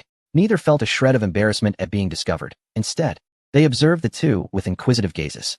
Upon noticing Ho-Tu's flushed face and traces of tears, and the damp marks on Tong Yi's attire, Lu Er displayed a smile of contentment. Indeed, Master was seeking a wife. Ho-Tu, the ancestral witch, was gentle, generous, and kind, an impeccable match for Master. Conversely, Xianming narrowed his eyes, glaring at Ho-Tu and Tong Yi with clenched teeth. His gaze towards Ho-Tu was akin to that of a stranger, while his look at Tong Yi bore the weight of betrayal, filled with a lingering sorrow. Though he remained silent, the chill emanating from him froze the surrounding earth into frost, with snowflakes beginning to fall. In the blink of an eye, the area around Pango Hall transformed into a winter wonderland. Feeling the stares of Lu Er and Xianming, as well as the biting cold of this realm, Ho-Tu's once fiery cheeks began to cool somewhat, yet she felt no desire to explain. After all, this was the only method she could conceive to seek guidance from the Sage Witch. Though tinged with shyness, she ultimately found her direction. Thank you, Sage Witch, for your guidance. I shall depart at once. With that thought, Ho-Tu dared not lift her gaze, instead bowing her head in respect to Tong Yi. Without so much as a glance at Lu Er and Xianming, she turned and vanished in an instant, heading towards the blood sea of the underworld. Master indeed. I wholeheartedly approve of this potential mistress. Observing Ho-Tu's hasty retreat, Lu Er swiftly appeared before Tong Yi, tilting his head slightly with an ant-like smile. However, as he finished speaking, he suddenly felt a foot appear from behind, and before he could react, he was kicked away, soaring into the sky. From behind, Xianming's furious voice rang out, "Little monkey, if you can't speak, no one will think you're mute." In response, Tong Yi could only cover his face in silence. The little monkey indeed has a sharp tongue, always touching upon sensitive matters. As for worrying about him, that is hardly necessary. Even in his fury, Xianming exercises restraint. Sure enough, the voice of Lu Er soon echoed from the heavens. You brutish woman. Fear not. With me around, my master would never take a liking to you. Boom. Upon hearing these words, Xianming, whose composure had already been shaken, felt his aura surge anew. In the next moment, a frosty phoenix materialized abruptly, soaring towards the source of the voice, poised to tear Lu Er apart. Ah, children speak without a filter. Do not take offense, Tong Yi interjected, having realized that Xianming was genuinely revealing his murderous intent this time. Startled, he hastily placed a hand on Xuanming's shoulder. To Tong Yi's utter astonishment, he had not applied any force. Yet, with just that gentle touch, the previously menacing Xianming let out a delicate cry of distress and promptly collapsed into his embrace. Holy Master, you've hurt me, Xianming whimpered, his tone filled with an alluring charm. Tong Yi's eyes widened in disbelief. Oh no, here we go again. The predicament was that Xianming had previously embodied the essence of an icy beauty. Now, With such a sudden shift in demeanor, Tong Yi found himself momentarily dazed. The contrast was simply too striking. Chapter 173. The Path of the Golden Elixir, Sowing Seeds of Malice. Master, where are we headed? Lu Er inquired, glancing at Tong Yi amidst the vast expanse above the primordial land. Tong Yi, without hesitation, replied, to the realm of humanity. My master has ties with them, having previously enlisted the help of lousy Taoists to instruct the human race. Now that 10,000 years have passed, it is time to pay them a visit. Lu Er nodded, feeling a sense of relief while also grappling with intense curiosity. Thankfully, his master was not planning to drag him into a calamity once more. The human race? In the past, he had heard the voice of the heavenly Tao proclaiming to all races, knowing that humanity was created by Nuwa, who earned great merit through their assistance, yet he had never laid eyes upon them. He never imagined that there would be such a profound connection between humanity and his master. What could the human race possibly be like? To have such a significant bond with them right from the moment of his existence. In addition to Nuwa, there was his master and that lousy Taoist. Oh, speaking of which, he ought to be addressed as Shirshu now. He had encountered Nuwa before, who nearly took him away as a spirit pet. As for lousy Taoist, he had yet to meet him. With these thoughts in mind, Lu Er felt a surge of curiosity about the place they were destined to visit. Nonetheless, curiosity aside, he turned to Tong Yi and said, Master, I feel rather embarrassed to mention this, but what purpose do we have in bringing this unruly woman along? Especially in such a manner? It is hardly appropriate. Upon hearing this, Xianming fell silent, languishing in Tong Yi's embrace. However, feigning unconsciousness, Xianming suddenly opened his eyes, glaring fiercely with his ice-blue gaze at Lu Er, before promptly closing them again. In his heart, Xianming grumbled about the little monkey. How truly deserving of a scolding he was. Why such disparate treatment? Clearly, Yao Mei was similarly situated. Why was he treated differently? Regardless. Since the esteemed saint which has touched me, I shall cling to him for eternity. Wherever he goes, I shall follow. Unexpectedly, Yao Mei, who usually appeared so naive, found this tactic remarkably effective. The revered saint which exhibited no hint of rejection towards me. Furthermore, the human race? The one created by Nuwa, as proclaimed by the heavenly decree? I had not anticipated that the saint which would have ties to humanity as well. This will not do. I must carefully devise a plan. The Witch Clan is the ultimate destiny of the esteemed Saint Witch. With this thought, Xianming buried his head once more in Tong Yi's embrace, continuing his pretense of lifelessness. As for Xianming's thoughts, how could Tong Yi be unaware? Yet, with the lady being so proactive, how could a gentleman be hesitant? He wished to express that even if it were to happen again, what of it? Regarding Lu Er's comments, Tong Yi scoffed. A child who lacks understanding, having lived 2 lives as a man, enduring the agony of remaining a novice. How could a mere child comprehend such suffering? Thus, Tong Yi paid no heed to Lu Er, cradling Xianming as they soared towards the eastern continent. Along the way, he gradually became accustomed to the most comfortable way to carry someone in this manner, his posture no longer stiff. As chaos began to unfold, the yin and yang manifested, and the interaction of the hexagram swirled. A golden elixir was swallowed, leading to the realization that one's fate is not dictated by heaven. Before long, the 3 of them soared above the eastern continent. Suddenly, a profound voice of teaching resonated ahead. Tong Yi's heart stirred, and he halted his figure amidst the clouds, choosing not to reveal himself. As his mind stirred, the clouds below parted as if by an invisible hand, revealing the scenery of the earth. A magnificent Bagua city appeared before their eyes, and the solemn voice of preaching emanated from the very center of the city. Lu Er's eyes widened as he gazed downwards. Even Xianming, cradled in Tong Yi's arms, could not resist opening his eyes to discreetly survey the scene below. There, at the center of Bagua City, the colossal stone upon which Tong Yi had meditated for millennia had transformed into a Tao platform. On the platform sat an elder clad in a dark yellow Tao robe, imparting the teachings of the Tao. The resonant golden elixir teachings had originated from the elder's mouth. Surrounding the Tao platform, thousands of humans sat cross-legged, no longer mere golden boys and jade maidens, but having shed their juvenile forms, each now resembling adults. Each individual bore a solemn expression, their eyes closed in meditation, with a resplendent golden elixir hovering above their heads. As the venerable Taoist imparted his teachings on the golden elixir, myriad human beings simultaneously engaged in their own practices, drawing in the ethereal energies of heaven and earth. Concurrently, the golden elixirs suspended above them grew increasingly radiant, akin to a glaring light pollution in contemporary terms. Witnessing such a spectacle, Lu Er, momentarily taken aback, could not help but express his amazement.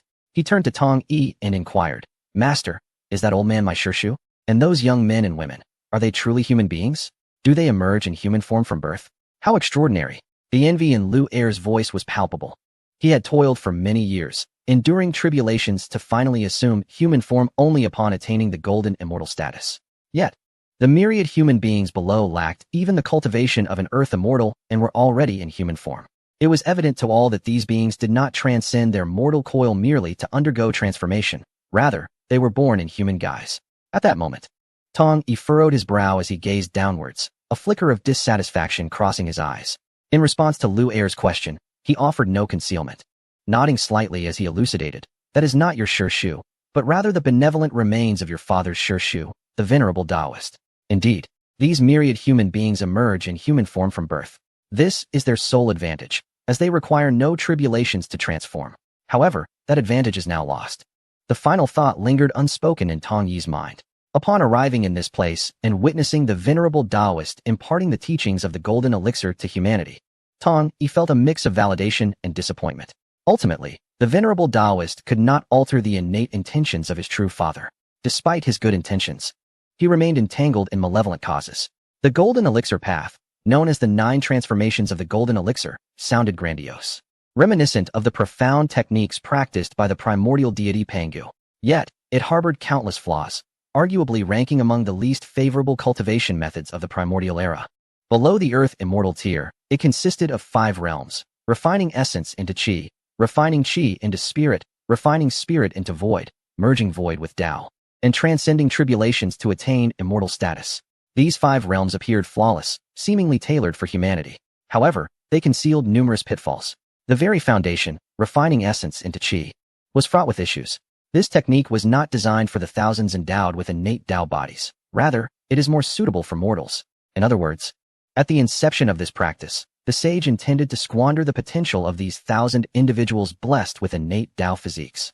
While they could have harnessed spiritual energy akin to innate beings, the 9 transformations golden pill technique, at its very outset, diminished the efficiency of these individuals' absorption of spiritual energy to less than half compared to their innate counterparts. Furthermore, the second realm, refining qi into spirit, involves condensing the golden pill, opening the sea of consciousness, and giving birth to divine awareness. However, once the golden pill is formed, regardless of its weakness, be it merely a one-patterned golden pill, it must endure tribulation. It is crucial to understand that normal primordial beings only face tribulation upon attaining corporeal form, at which point they are already celestial beings, or even above. This technique, however, would compel the human race to confront tribulation before they have even ascended, merely upon condensing the golden pill. Even the smallest of these tribulations is a decree from the heavenly Tao. The third realm, refining spirit to return to void, entails the shattering of the golden pill to transform into the nascent soul. After the arduous process of overcoming tribulation, one must then endure the fragmentation once more. Additionally, upon becoming a nascent soul, one must absorb the 5 elemental attributes. Otherwise, they will face the 5 elements annihilation tribulation. Finally, there is the realm of refining void to unite with Tao. This stage requires the integration of the nascent soul with the physical body. Only by achieving this can one begin to grasp the most rudimentary laws of power. Moreover, this realm necessitates the backing of human fortune, meaning one must gain the recognition of fellow humans. Otherwise, one will suffer the backlash of the heavenly Tao.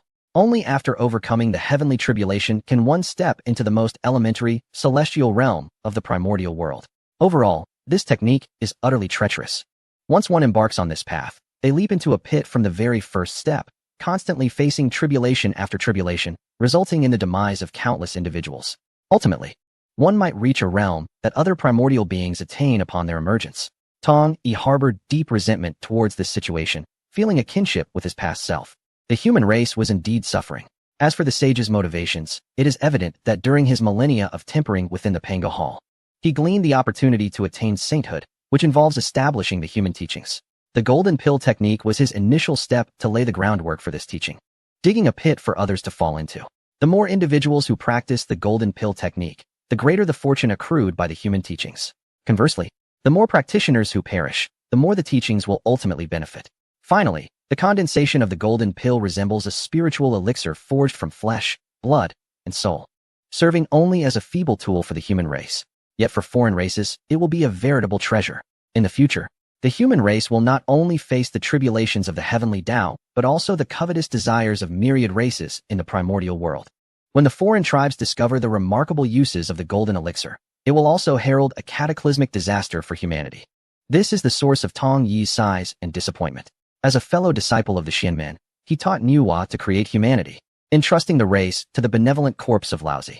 All of this was out of camaraderie, hoping to guide them along the path of virtue and cultivate a benevolent bond with humankind. In the future, as humanity rises and the way of man flourishes, they are certain to remember their kindness. Yet now, millennia have passed, and Nuwa has yet to return. Laozi's benevolent corpse, however, has harbored malevolent thoughts, fostering such evil ties with humanity. The future of humankind is fraught with calamity, yet they will also undergo a process of rebirth amidst these tribulations. In due time, how shall you, Laozi, face billions of humans? Master, I, your eldest disciple, have already done more than enough. It is he who chose this path. Chapter 174. Master, this technique seems amiss. Master, something feels off. Why do I sense that the technique imparted by uncle is rather ordinary? Just as Tong Yi pondered this, Lu Er scratched his head and gazed at Tong Yi, his face a mask of confusion. With his innate understanding, even after only hearing a few phrases of the Taoist heart mantra from Taishang, he immediately sensed something was awry. Logically, uncle is one of the three pure ones and a disciple of the Xianmen. The techniques he possesses should be of high caliber.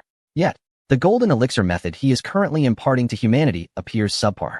To compare it even with the Zixiao Heart Sutra of the Xianmen or the inherited techniques of his Kunping bloodline reveals a stark inferiority. Why is this so? Could it be that he misheard? Lying in Tong Yi's embrace, Xianming slightly opened her eyes to peek at the dazzling golden elixirs below, her gaze glimmering. Lacking a primordial spirit, she could not comprehend what was amiss with this cultivation method for the primordial spirit. She only felt an inexplicable allure emanating from the myriad golden elixirs, a temptation rooted in her corporeal desires, prompting her to want to consume them all. Yet, this insatiable yearning was swiftly quelled by Xianming. A peculiar light flickered in her icy blue phoenix eyes. Despite her distaste for Lu Er, in this moment, Xianming found herself in agreement with the little monkey's words, for something was indeed amiss. In the vast wilderness, every creature prioritizes survival first, followed by the pursuit of strength. Regardless of the species, all beings strive to conceal themselves from formidable foes, otherwise, death ensues. They must also hide from the weak, lest hunger ensue. However, the technique imparted by Taishang to humanity utterly disregards this fundamental principle. Instead, it appears to entice foreign beings to devour the golden elixir of mankind. Her ability to suppress this malevolent desire stems from her profound cultivation and steadfast heart. It is precisely because she is aware that the human race has profound ties with the sacred witch. But what of other beings? Most creatures and cultivators can easily succumb to avarice. This realization immediately struck Xianming as something amiss. Why would the benevolent corpse of the old Taoist act in such a manner? She was certain that he could have crafted a far more exquisite technique. Yet, he refrained from doing so. Contemplating this, conspiratorial thoughts arose within Xianming, and she gently closed her eyes, straining to listen to the sacred witch's perspective on the matter.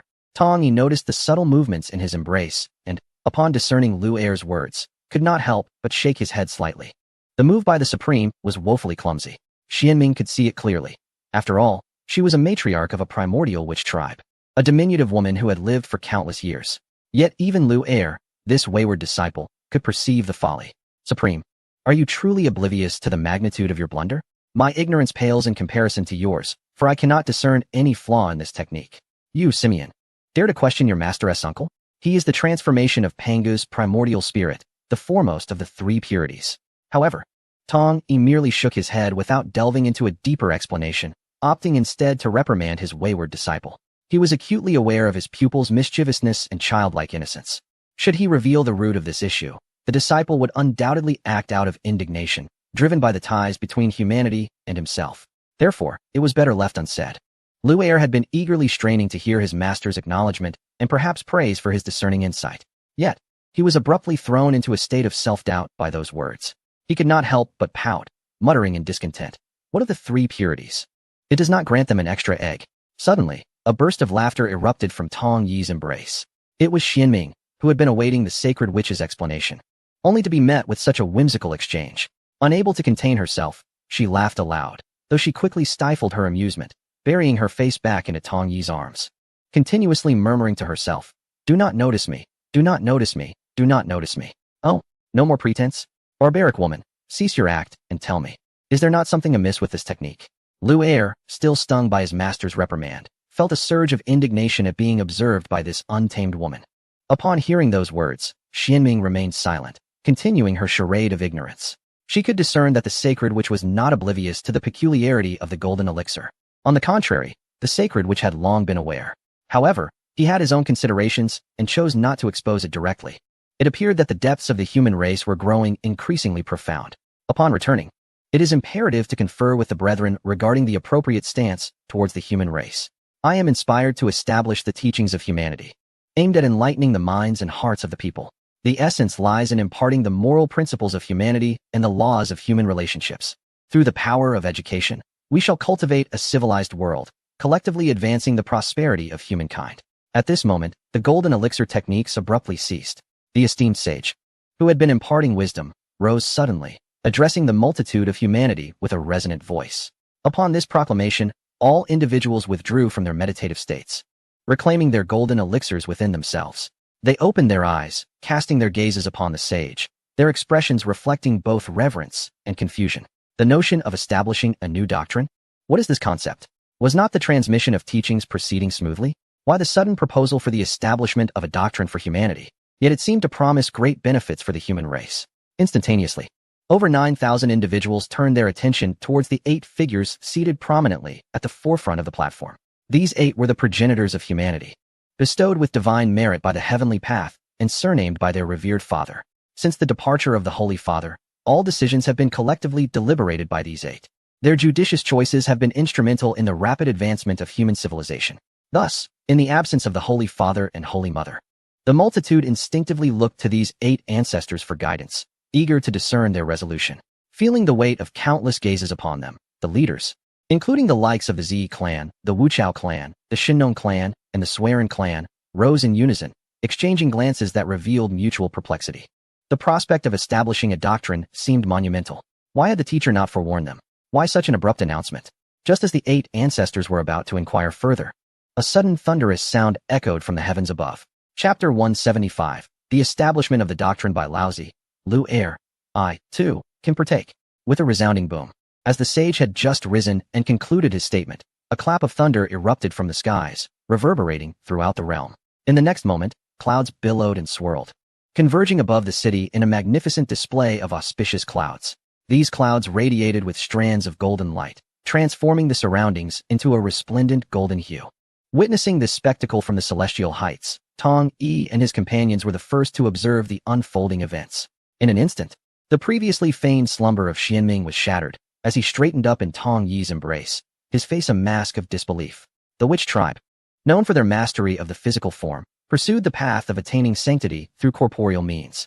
Thus, regarding the acquisition of merit, their obsession was not as profound. However, the tale of Nuwa obtaining immense merit was known to all beings in the primordial heavens, stirring curiosity among them, including the witch clan. Xianming initially believed that Nuwa must have engaged in some grand act of creation to garner such vast merit. Yet, witnessing the current scene, she began to doubt the validity of her thoughts. What had she seen? What had she heard? The revered Laozi below had merely imparted a flawed golden elixir technique to the human race, and yet, the merit cloud had descended? Such absurdity. Surely I could do it too. Meanwhile, the previously defiant Lu Er was now wide-eyed with disbelief, his expression reflecting incredulity. His gaze was fixated on the colossal merit cloud, and even as the dazzling light brought tears to his eyes, he refused to look away. Doubts about his existence flooded Lu Er's mind. Just moments ago, he had still been skeptical of his master's words, thinking the golden elixir technique was the most rudimentary of methods. Surely, his master must have been attempting to scold him, fabricating excuses instead. But now, witnessing the Supreme One summon this immense merit cloud, which could overshadow a realm, Lu Er began to question his own perception. Could it be that he had indeed been short-sighted? Was it possible that the technique imparted by his uncle to the human race held no flaws whatsoever? Otherwise, how could the appearance of this merit cloud be explained? Surely, the heavenly Tao was not blind. Master, I am not convinced. What on earth is happening? Please enlighten me, for I am in turmoil. This cannot be real, can it? The golden elixir technique clearly has issues. Upon regaining his composure, Lu Er rubbed his face and turned to Tong Yi, repeatedly questioning him. His face was filled with skepticism. Gripping Tong Yi's thigh with both hands, he shook him insistently, demanding that his master provide an explanation. If it truly could be so, then he too could achieve it. That harmful golden elixir technique was something he could easily concoct with a mere scratch of his head. Feeling his trousers loosen, Tong Yi was startled. burdened as he was by a lovely companion in his embrace. He quickly wrapped one arm around Xianming while using the other to tug at his pants, reprimanding Lu Er. Impudent disciple, release me at once. Is it not enough for me to tell you? The technique is not the crux. Reflect carefully on the words he just spoke. Informing his disciple was hardly a breach of heavenly secrets. Furthermore, the tide had turned. Even if Lu Er were to learn, he could hardly replicate Laozi's teachings. Tong mused inwardly to the heavenly Tao.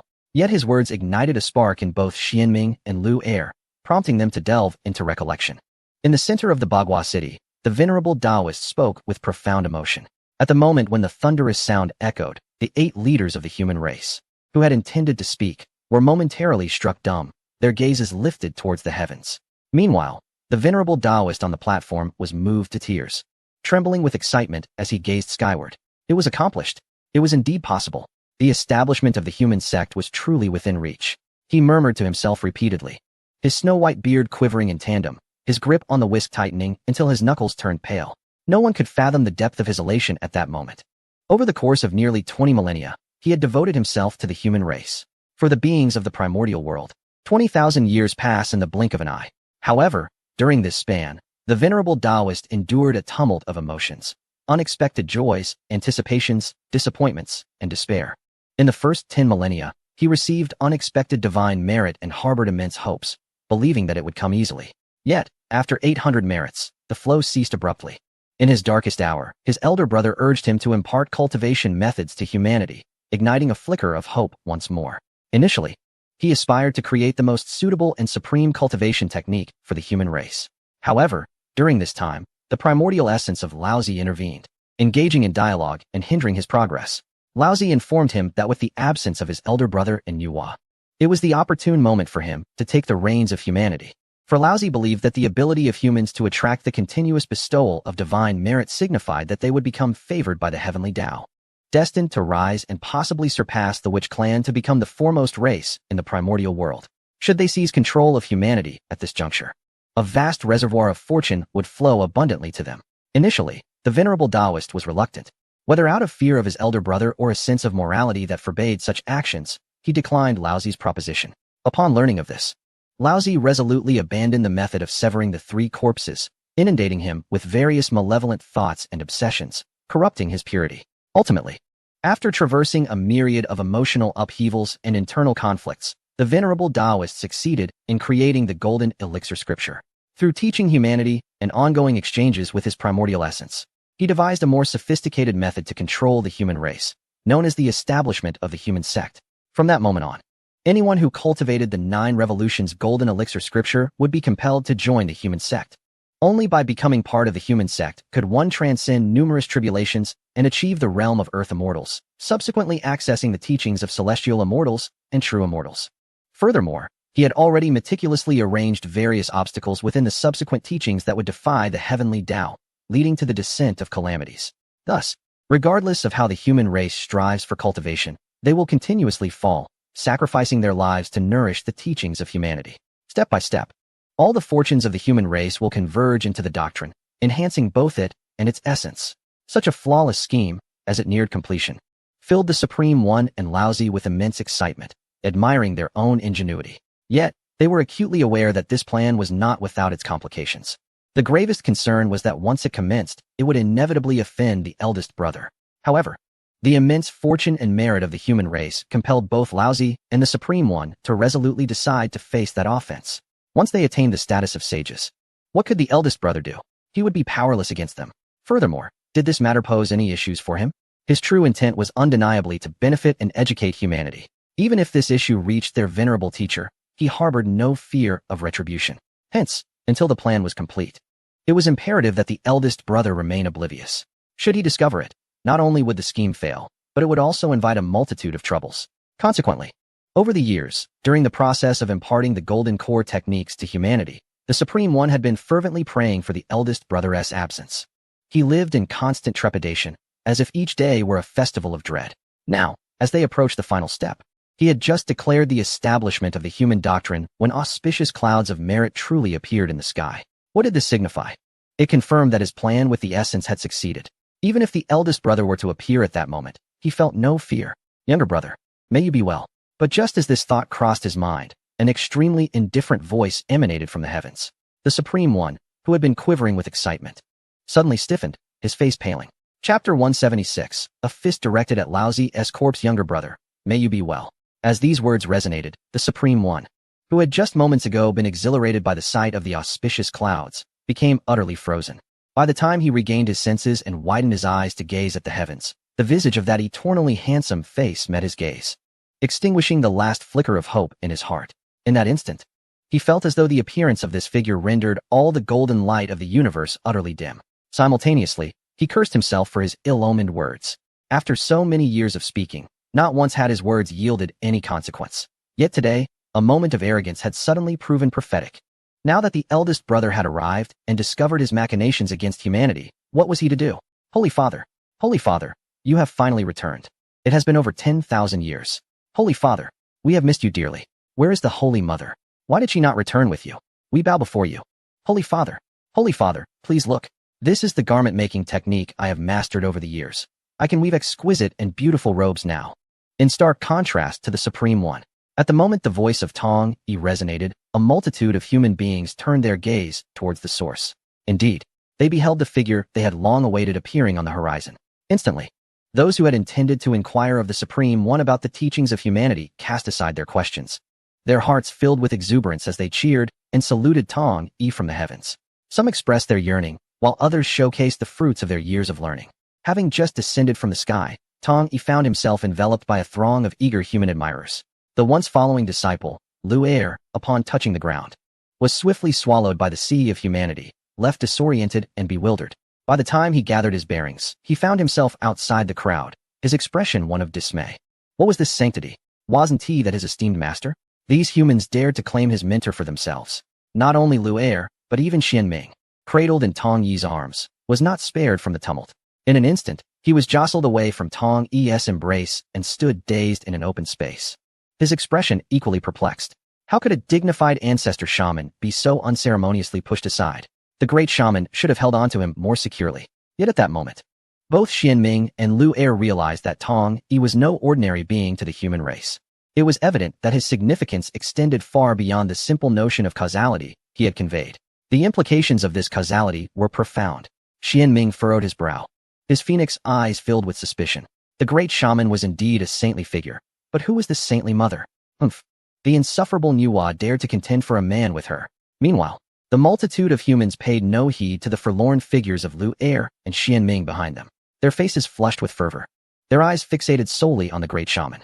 Leading the charge were the 8 distinguished individuals of the Z clan, who eagerly presented their treasures of merit to Tong Yi. Over the years, each had made advancements in their respective fields, and their treasures had evolved in tandem. For instance, the merit garment of the Z clan, which had begun as a rudimentary leaf garment, had transformed into a finely crafted silk dress. The hammer of the Yuchao clan, once merely a combination of stone and wood, had now evolved into a golden mallet inscribed with intricate formations. These human beings, having lived for 2 millennia and reached a mature state of mind, now stood before Tong Yi, eager to demonstrate their achievements. Their demeanor resembled that of children upon their first emergence into the world. Observing this scene from a distance, the initially flustered Supreme Taoist narrowed his eyes. He looked skyward, reassured somewhat by the presence of the auspicious clouds of merit still lingering. As he bowed his head and gazed upon those gathered around the elder brother, an inexplicable fury ignited within him. In the eyes of the Supreme Taoist, ever since he emerged from the severing of his own corpse, he had been tirelessly concerned for the human race, to the extent that countless strands of his hair had turned white. Yet, the human race had never treated him with the same reverence accorded to the elder brother. Why was that? He had always been the one making sacrifices. Yet, their respect for him was merely the most rudimentary kind, more akin to that of a teacher and a student, rather than a master and disciple. Contemplating this, a flicker of resentment briefly crossed the murky depths of Tai Bai's eyes. The human race truly lacked gratitude.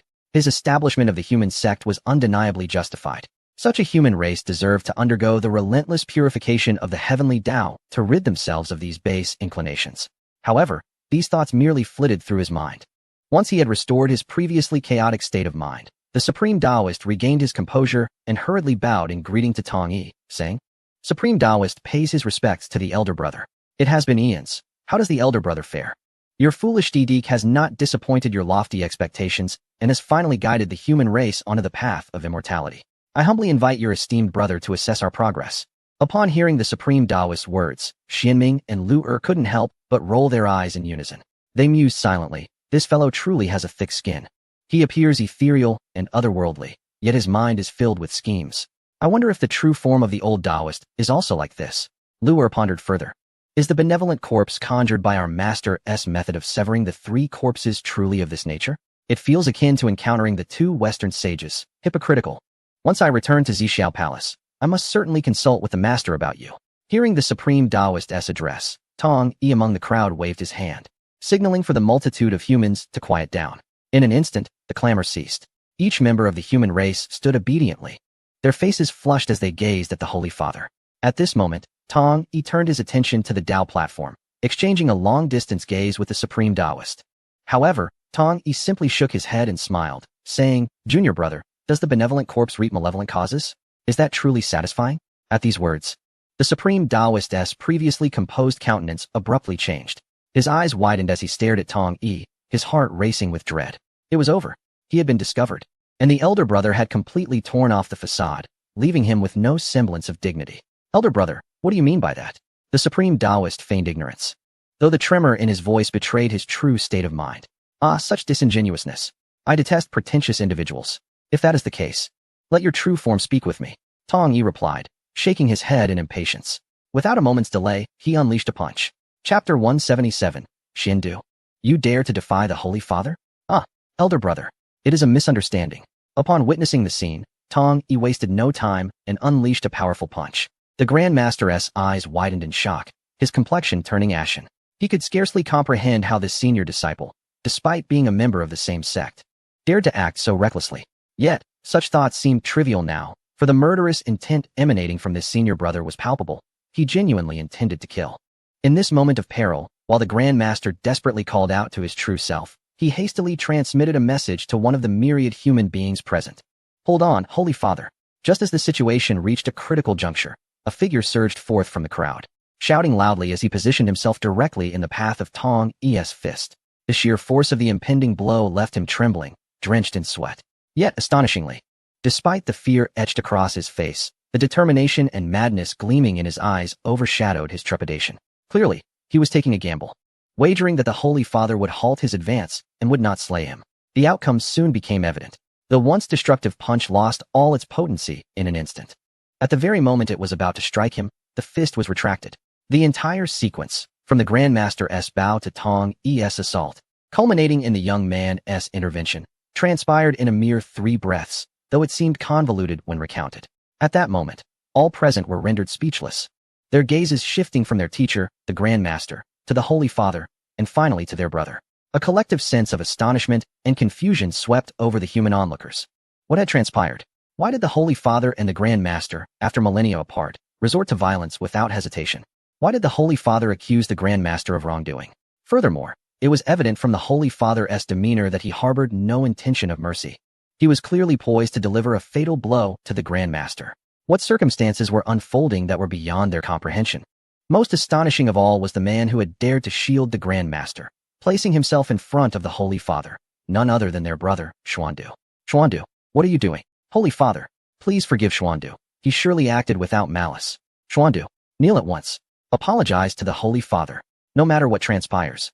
This is not your place to intervene. Are you intending to defy the Holy Father?"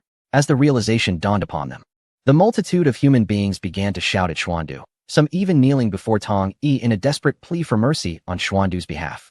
In their eyes, regardless of any conflict between the Holy Father and the Grand Master, it was not their place as juniors to interfere. Xuandu's actions were deemed highly inappropriate. Nevertheless, he was one of their own, and they were loath to witness the Holy Father reprimanding him. Among them, Shinnong was the most agitated. Hastily approaching Tong Yi and kneeling before him with a thud, pleading for the Father's forgiveness for Xuandu. The myriad of humanity was divided into 8 clans, and Xuandu belonged to Shinnong's lineage. However, what filled Shinnong with dread was the fact that the usually benevolent father remained silent in response to his supplication, instead casting an intrigued glance at the figure still shielding the Supreme One, Xuandu. At this moment, Shinnong felt a surge of panic. He quickly rose and flew before Xuandu, exclaiming, "Xuandu, why do you linger in silence? Is this matter one you can interfere with? Go and apologize to the father at once." Shinnong's expression was one of urgency, and as he shouted, he attempted to drag Xuandu toward the father for an apology. Yet, to Shinnong's astonishment, Xuandu, with a stern countenance, wrenched his hand free. Apologize? What have I done wrong? My master has taught us the golden elixir technique, guiding us on the path of cultivation. What fault lies in my protection of my master? It is he, the father? He merely created us, and what merit does he possess beyond that? Xuandu directed a resolute gaze toward Shinnong, declaring emphatically. Upon uttering these words, the surrounding realm fell into a profound silence. All of humanity stared blankly at Xuandu, their expressions reflecting utter disbelief as they struggled to comprehend how he could utter such deranged statements. In stark contrast, Lu Er and Xianming regarded him purely as a fool. How intriguing. It seems not all of humanity has succumbed to the charm of the Holy Witch. Xianming mused softly, his eyes glinting with amusement as he observed the spectacle. Suddenly, the sharp sound of a resounding slap echoed through the air. Shinnong had struck Xuandu forcefully across the face, his eyes blazing with fury as he glared at Xuandu. Were it not for the father, would this primordial realm even harbor our existence? Had it not been the father's command, would the master have condescended to teach us? You have completely lost your bearings. This is madness. At that moment, Shinnong's heart was a tumult of anxiety and rage. He feared that the more Xuandu spoke, the further he would stray from reason, rendering any future apology impossible. His anger was aimed at the transformation of Xuandu. How had he become such a fool, unable to discern right from wrong, or to distinguish between kindness and enmity? Shinnong's words echoed the sentiments of all humanity. They stood resolutely behind Shinnong, their eyes fixed on Xuandu in a fierce glare. Though they remained silent, their gazes spoke volumes. Nonetheless, Xuandu, whose face bore a distinct imprint of Shinnong's hand, appeared to revel in the situation, breaking into laughter. Once his mirth subsided, he coldly surveyed the over 9,000 individuals standing behind Shinnong, a cruel expression increasingly evident upon his visage. Today, your actions have severed the bond of brotherhood between us. Do you truly lack discernment between good and evil?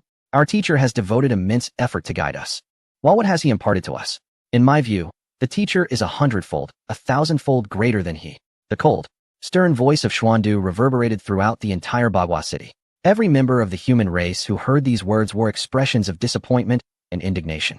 Even leaders of several clans, such as the Ci clan, revealed a flicker of murderous intent in their eyes. In their perspective, without the Holy Father, the Supreme Old One would undoubtedly never have come to instruct them. Can they not see?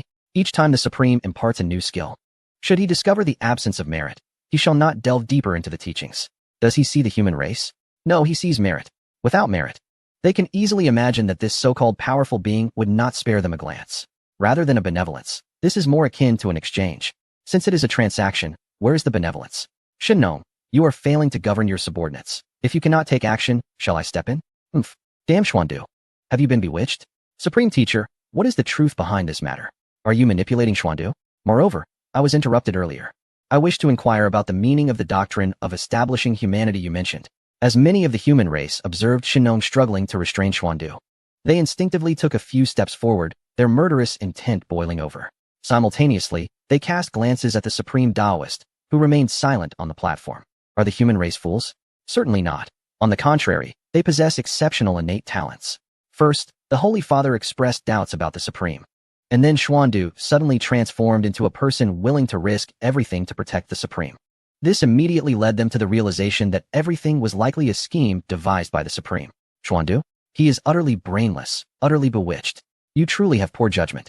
Can you not discern that Xuandu's cultivation method is entirely different from yours? He has long had ulterior motives. Just then, a voice rang out from the side.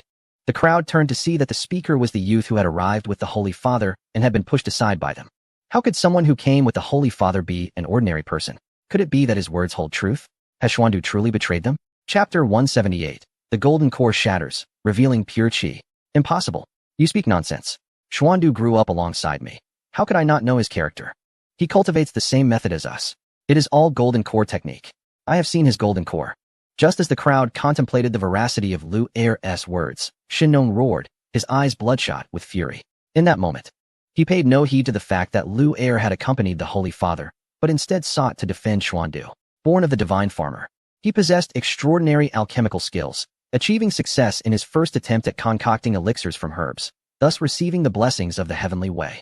He was renowned as the foremost alchemist among humanity. Xuandu, as a member of his clan, had been by his side for over 10 millennia. sharing in the knowledge of alchemical techniques and newly discovered spiritual herbs. It could be said that in the heart of the divine farmer, Xuandu held the utmost significance among countless brothers and sisters. He could not fathom that Xuandu would act in such a manner. Observing the scene in silence, Lu'er merely waved his right hand, unleashing a gust of azure wind that surged forth with the swiftness of lightning, darting directly toward Xuandu. The speed was such that the myriad mortals, yet to attain immortality, had no time to react. Upon witnessing this, the Supreme One's pupils constricted, ready to intervene. However, before he could gather his thoughts, he felt two terrifying auras of murderous intent lock onto him. One suffused with an icy chill, capable of freezing the very essence. Emanating from Xianin, the other, subtle yet chilling, arose from Tongyi. Fear and bitterness welled within the Supreme One's heart. It seemed that Xuandu's role as a pawn had reached the point of complete exposure. He could do nothing but continuously summon his true form, urging it to expedite the unfolding of the plan. At that moment, Lu'er's gust had already reached Xuandu. Faced with the imminent threat of the wind that seemed capable of tearing apart all existence, Xuandu was taken aback. Everything transpired too swiftly for him to hesitate. Instinctively, he began to channel his inner power to resist. In the next instant, a golden elixir surged forth from his dantian, radiating a brilliant beam of light toward the oncoming wind. Yet, the disparity in power was vast. The light beam from the elixir struck the wind, akin to a mantis attempting to stop a chariot, utterly futile. Witnessing this, Xuandu was both horrified by Lu'er's might and unable to dwell on it further, gritting his teeth to activate his powers once more. In an astonishing turn of events that left all present in shock, the golden elixir he summoned shattered before their very eyes. The outer shell of the elixir crumbled like paper, revealing a wisp of ethereal vapor. As this vapor emerged, Xuandu's realm and aura underwent a dramatic transformation, propelling him from the mortal golden elixir stage directly into the realm of earth immortals. At that moment, his robes fluttered as if stirred by an unseen wind, and he roared at the oncoming gust. No sooner had his voice faded than the vapor from the elixir surged forth, enveloping him and lunging toward the wind. The collision of the two forces produced a resounding clash, akin to the sound of metal striking metal. The shockwave erupted, sending all present among the mortals reeling backward. The closest of the Shinnon clan to Xuandu had yet to comprehend the situation. Fortunately, his merit elixir furnace responded instinctively, soaring forth to protect its master. It hovered above his head, shielding him from the majority of the sound waves.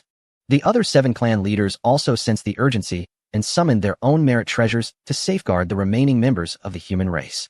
At that very moment, Lu'er, witnessing the accomplishment of his objective, allowed a slight smirk to grace his lips as the fierce winds dissipated silently, leaving only a wisp of pure energy swirling above Xuandu's head.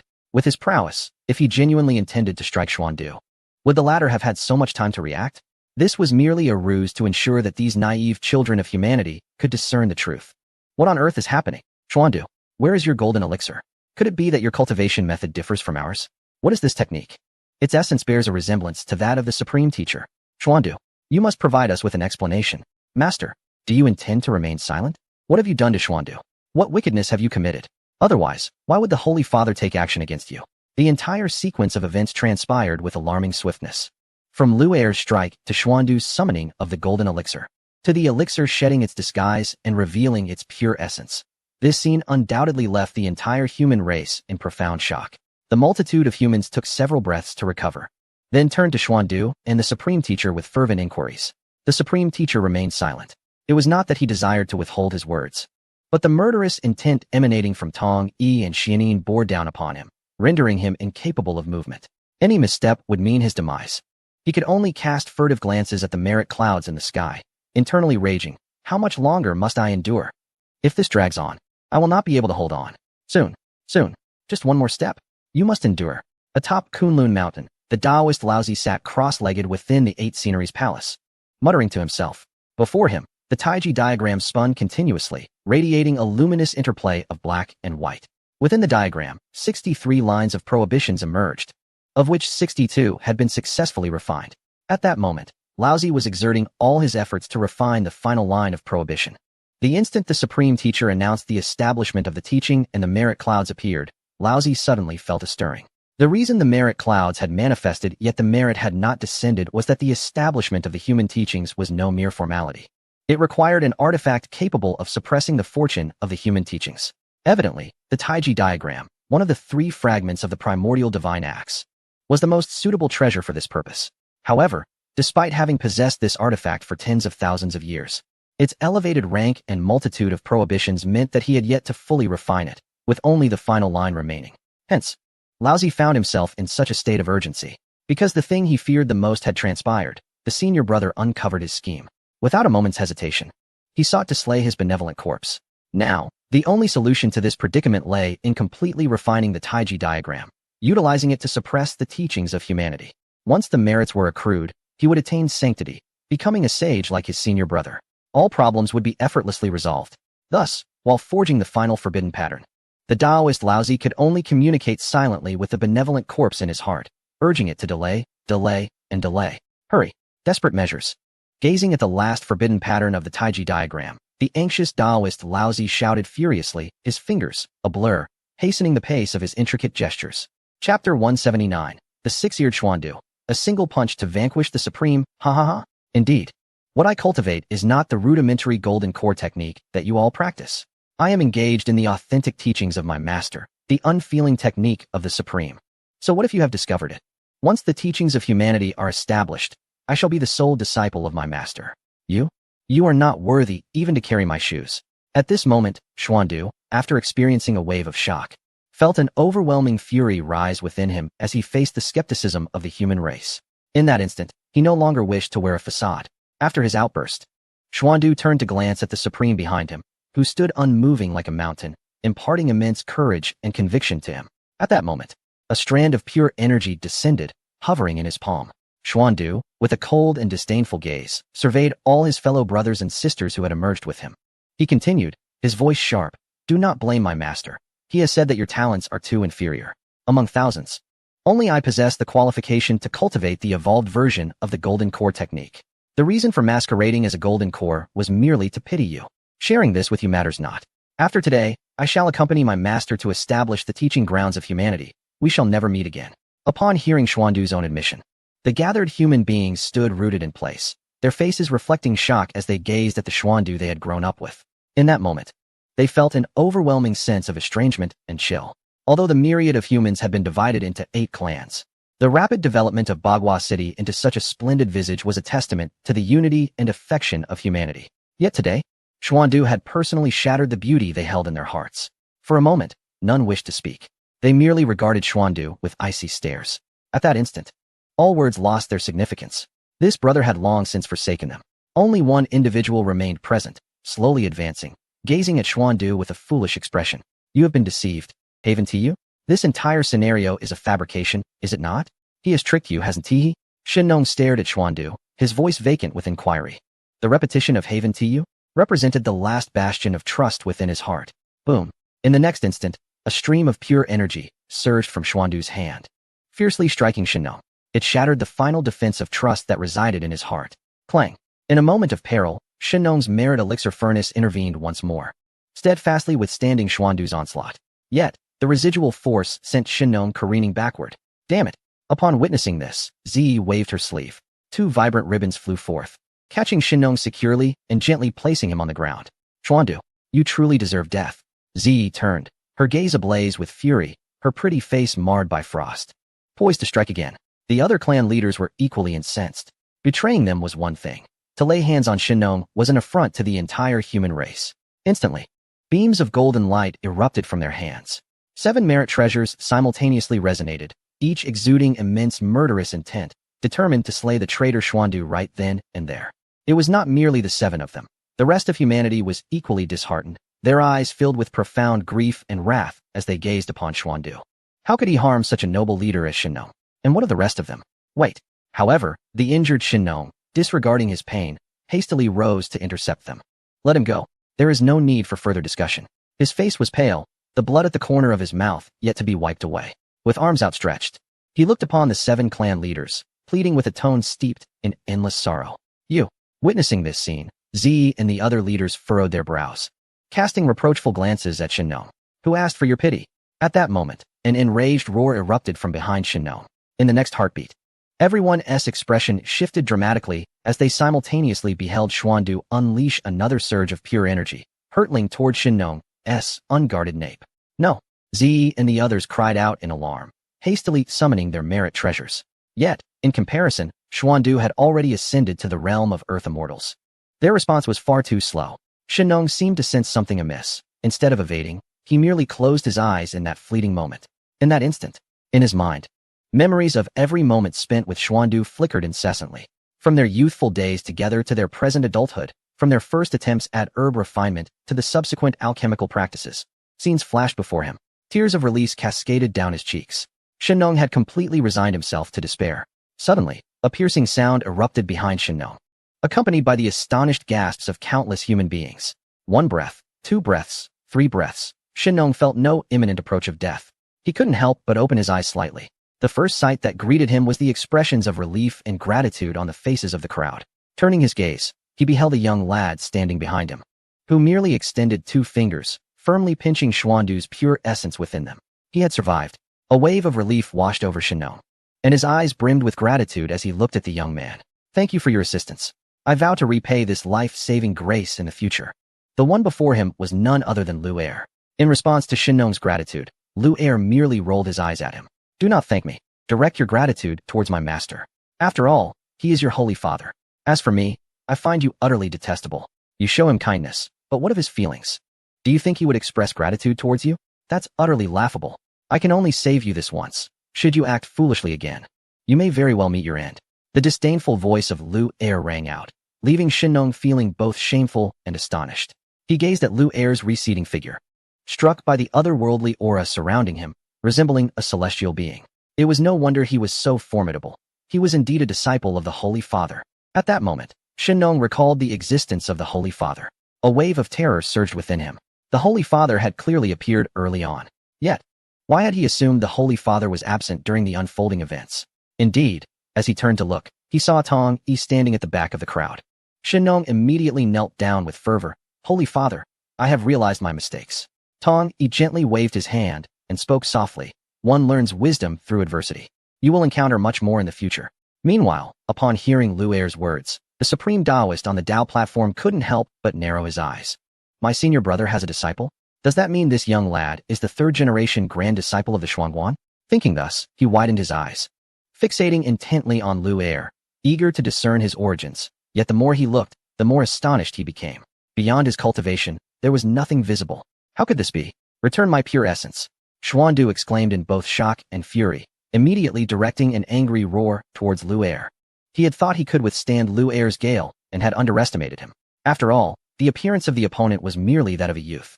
However, upon closer inspection, Xuandu realized just how gravely mistaken he had been. A wave of self-doubt washed over him. Hadn't his master proclaimed that his innate talent was unparalleled? How could he possibly be outmatched by a mere boy? No, he was not an ordinary lad. He was a disciple of the Holy Father, hence his formidable strength. Xuandu, filled with reluctance, swiftly concocted an excuse for himself. Oh, very well, then I shall return it to you. Lu Er observed Xuandu with calm detachment and spoke in a measured tone. With that, he suddenly applied force with 2 fingers. In an instant, the power of spatial laws erupted from his fingertips, compressing that wisp of pure essence like a tiny prison. In the blink of an eye, with a faint sound, Xuandu's vital essence was utterly compressed and obliterated by the force of spatial laws. After accomplishing this, Lu Er felt a surge of delight within, and in a flash, he appeared beside Tong Yi, cupping his hands in respect. Master, I may have been a bit too forceful. In truth, what he wished to convey was, Master, I have dealt with the minor threat. Now it is your turn to handle the major one. Ah! Xuandu let out a piercing scream, his consciousness fading into oblivion. Taishang, witnessing the alarming turn of events, was struck with panic. This was the only person he had deemed worthy among the myriad of the human race to teach. The human teaching could only accept disciples from the human race, and among countless humans, only this one met the criteria for his merciless teachings. He absolutely could not perish. With this thought, Taishang disregarded the murderous intent of Xianin and Tong Yi, his figure flashing as he rushed to rescue Xuandu. Yet, in the next moment, as he reached Xuandu's side, Taishang Taoist gasped in astonishment. Before him loomed a fist, expanding ominously. Feeling the aura of destruction emanating from that fist, Taishang's soul trembled, and his essence froze. He sensed he could neither evade nor withstand this blow. With a soft sound, Chapter 180, shattering the virtuous corpse, establishing the human teaching. Ding. Successfully shattered the virtuous corpse of lousy Taoist. Ding. Received feedback on soul cultivation, early stage of the great Luo Golden Immortal. Ding. Received feedback on technique, Taishang's merciless art. Ding. Received feedback on divine ability. Supreme clarity thunder. Listening to the series of system notifications echoing in his mind, Tong Yi withdrew his right hand with a hint of dissatisfaction. As his cultivation deepened, the benefits from the shattered remains had diminished significantly. Even the virtuous corpse of lousy Taoist yielded little of note. Oh well, it was better than nothing. As they witnessed the sudden annihilation of Taishang Taoist before their eyes, the multitude of humans stood frozen, their eyes wide with disbelief. Although they had already realized that Taishang had schemed against them, manipulating Xuandu and plotting the establishment of the human teaching, the issue remained. The Father's decisive action leaves one astonished. Regardless of the circumstances, the Supreme Master had imparted a wealth of wisdom to them, an immutable truth. Therefore, witnessing the abrupt demise of the Supreme Master leaves many in the human race momentarily dazed. Yet, among the throngs, there are those with unyielding and ruthless minds. Upon seeing the Father strike down the Supreme Master, they felt a surge of relief and were tempted to cheer. In their hearts, they believed that their brother, Xuandu, had become so cold and unfeeling due to the Supreme Master's manipulation. Such a malevolent and duplicitous individual truly deserves to perish. Master, are you serious? 6 Ears, standing beside Tong Yi, was taken aback. He merely disapproved of Xuandu's shamelessness and cruelty, and in defending Shinnong, he had acted to incapacitate Xuandu. Little did he expect his master's ruthlessness to surpass his own. Instead of merely intervening, he obliterated the Supreme Taoist. 6 Ears thought to himself that he and his master had indeed irreparably offended their second uncle. What? Are you afraid? Tong Yi teased, a smirk curling at the corners of his mouth. Not at all. 6 Ears retorted defiantly. If it happened again, I would act the same. Oh, a little monkey who despises evil. Xianying approached, jesting at 6 Ears. 6 Ears shot him a glare. You'd better be cautious and not engage in any wrongdoing that I might discover. For instance, don't forcibly abduct others to make them your spirit pets. Xianying broke into a broad smile, still holding a grudge. I see. After playfully bantering with 6 Ears, Xianying turned to Tong Yi, his expression turning somewhat hesitant. After a moment of stammering, he quietly inquired, Saint Witch, as the father of the human race, who is their mother? Tong Yi blinked, about to respond when the 8 leaders of the human race, led by the Zi clan, flew before them. Our revered mother is, naturally, the Lady Nuwa. Zi spoke up, answering on Tong Yi's behalf. As she spoke, her sparkling eyes scrutinized Xianying, feeling an unsettling discomfort. She wondered when the mother would return. If she delayed any longer, anyone could approach the father. However, the aura exuding from this woman was terrifying, nearly freezing one's soul with a single glance.